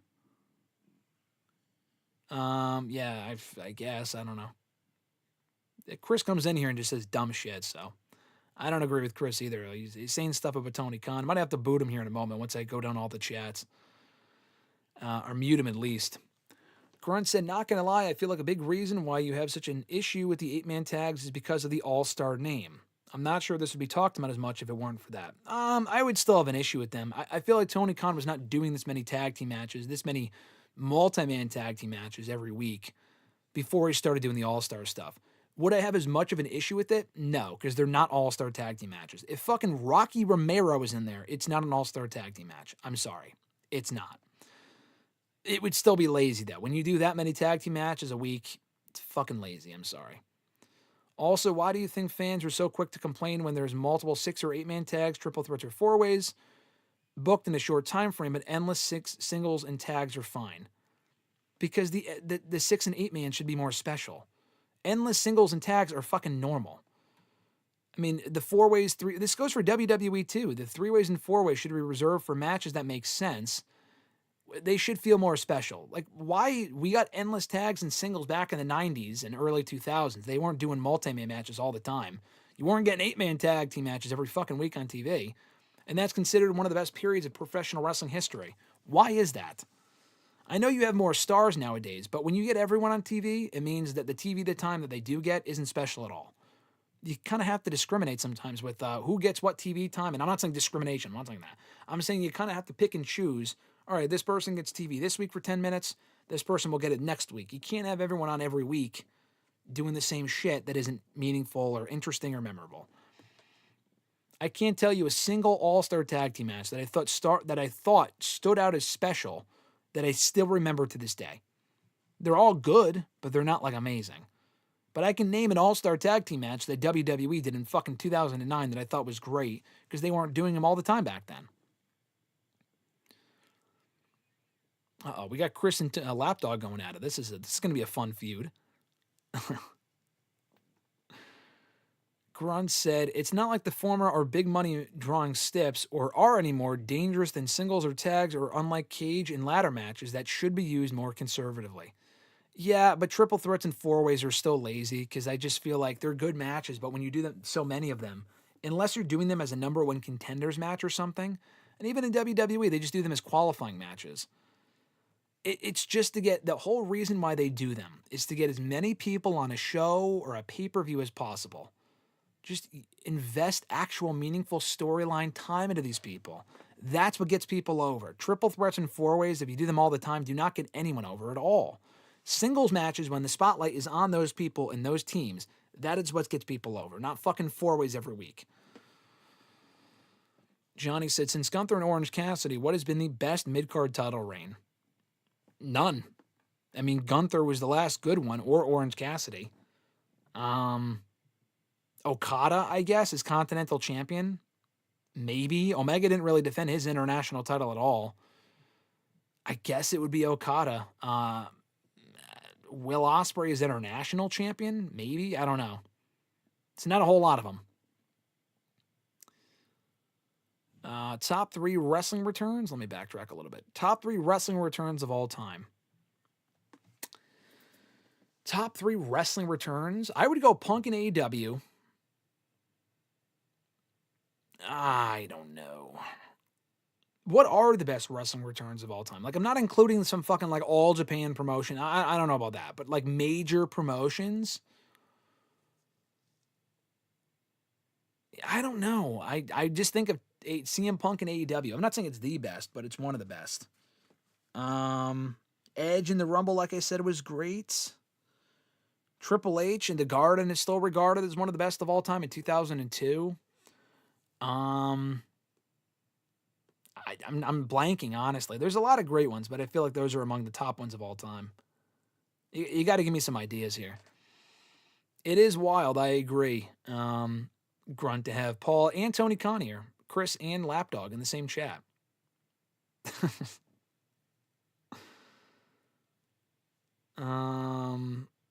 Grunt said, see, that's how you know Chris is Paul's burner account. Casual racism. Yeah, exactly. I'll probably boot the guy in a second. Just give me a minute. Once I get to the bottom of the chat, I'll probably boot him. Best Batman actor? Probably Michael Keaton, right? I loved the one from I loved Bateman, right? Whatever the fuck his name is. Not Jason Bateman. Christopher Bale. Chris Bale, whatever. He's my favorite, but the best one might be Michael Keaton. Best Superman actor has got to be Christopher Reeves, right?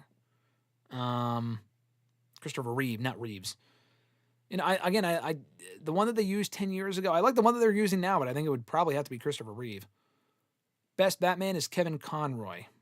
He's the voice, right? If that's what you're talking about, then probably Kevin Conroy. Like actor? Or is Kevin Conroy Batman? I thought he was just the voice actor. I don't know. Are you planning on seeing The Conjuring? No, I'm not. Hold on. Let me remove Chris here. He's being a fucking loser.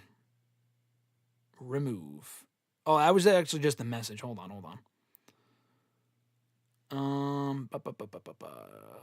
Let's see. Add as moderator? Definitely don't do that. We'll put him in timeout. We will put Chris in timeout. If he acts up like that in the future, then we might just have to completely boot him. But we put him in timeout today because he's just, the fucking racism is uncalled for sure. I mean, he's just being an idiot. He's just being a moron. Let's see. Yeah, am I planning to see The Conjuring? No, I've not seen any of those movies. I have no interest.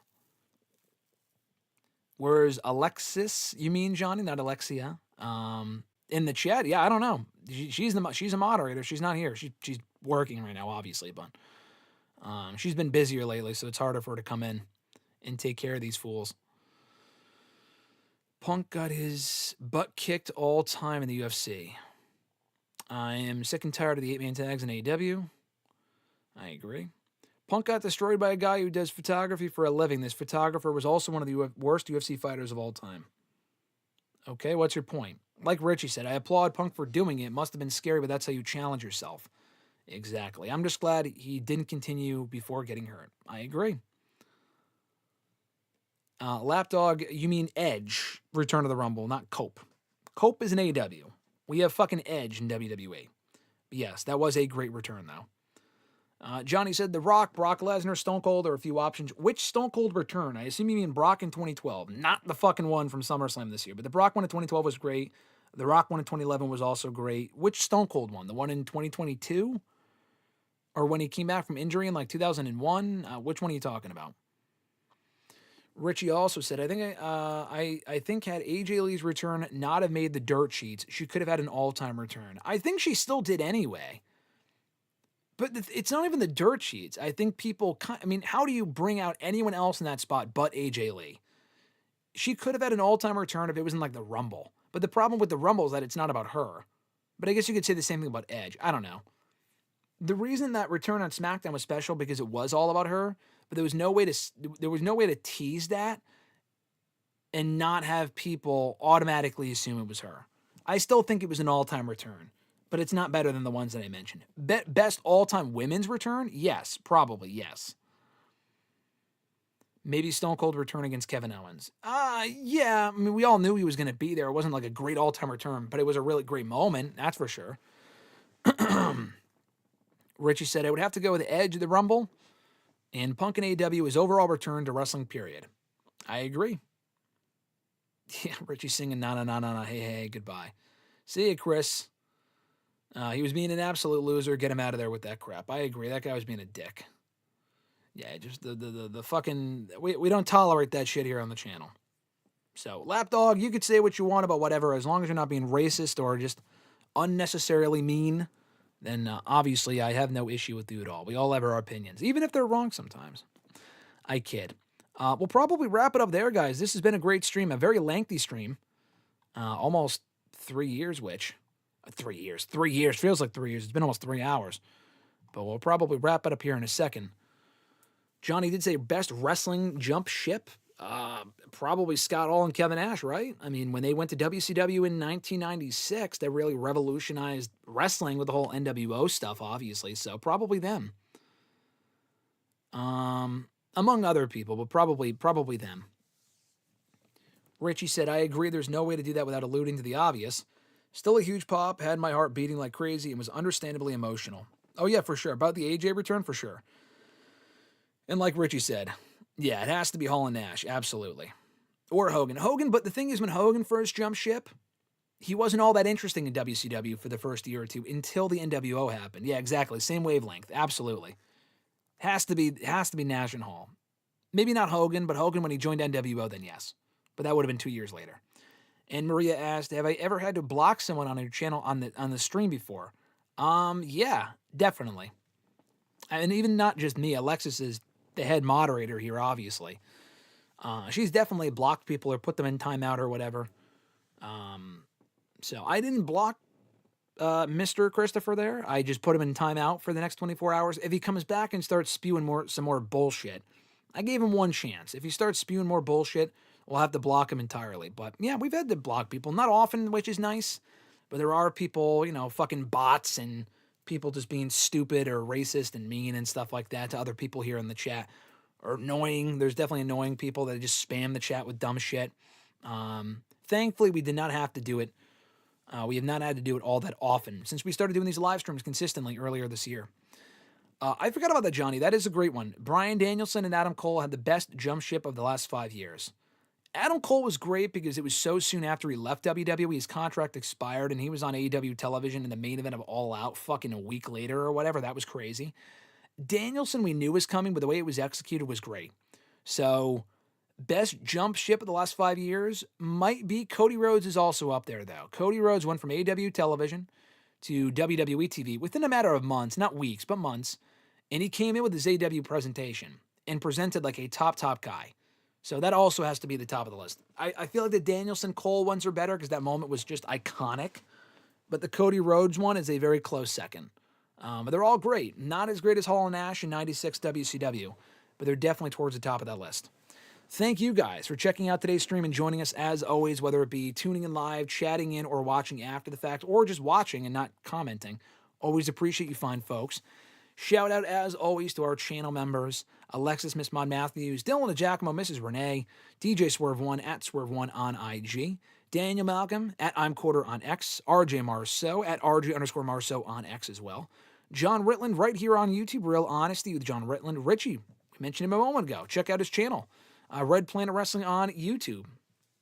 And Average Grunt, also mentioned him a moment ago as well, at gruntwrestling.bluesky.social on Blue Sky. So check out those fine folks. Appreciate their support. Johnny said as well, Kurt Angle to TNA was also a good jump ship. I agree. That really revolutionized his career. Not revolutionized, really revived his career. And he went on to have a great run in TNA and really helped that company for a few years there during like their peak period business-wise. So yeah, that's another great one. Richie said, later y'all. Have a good day, everyone. Good day to you as well, Richie. Thank you for joining as always. Great to see you here in the chat. Appreciate you, brother. And Johnny says, I see you down the road. I'll see you down the road at the New Haven Pizza Convention. I'll see you there, Johnny. We do have the best pizza here in New Haven over New York. Sorry to say. We can have different opinions, even if you're wrong, like I said before. But I kid. Appreciate you, Johnny. Appreciate you, Richie. Lapdog, thanks for the laughs. Thanks for joining. Maria. Everyone else that was here earlier. Grunt. Nick, who was here earlier. A lot of people. Psycho, Abu Sika, Fernando. Appreciate all you fine folks. Have an awesome rest of your week. We'll be right back here on the channel on Thursday for WrestleRant Radio. Probably around noon. Could be first thing Thursday. We'll see. Depends on our schedules, but we will reconvene here on Thursday for WrestleRant Radio. A lot to get into with Mr. Marceau, as always. But in the meantime, in between time, for this show, if you want to send in a question for next week's episode, tweet me on the Twitter machine at WrestleRant with the hashtag AskGSM.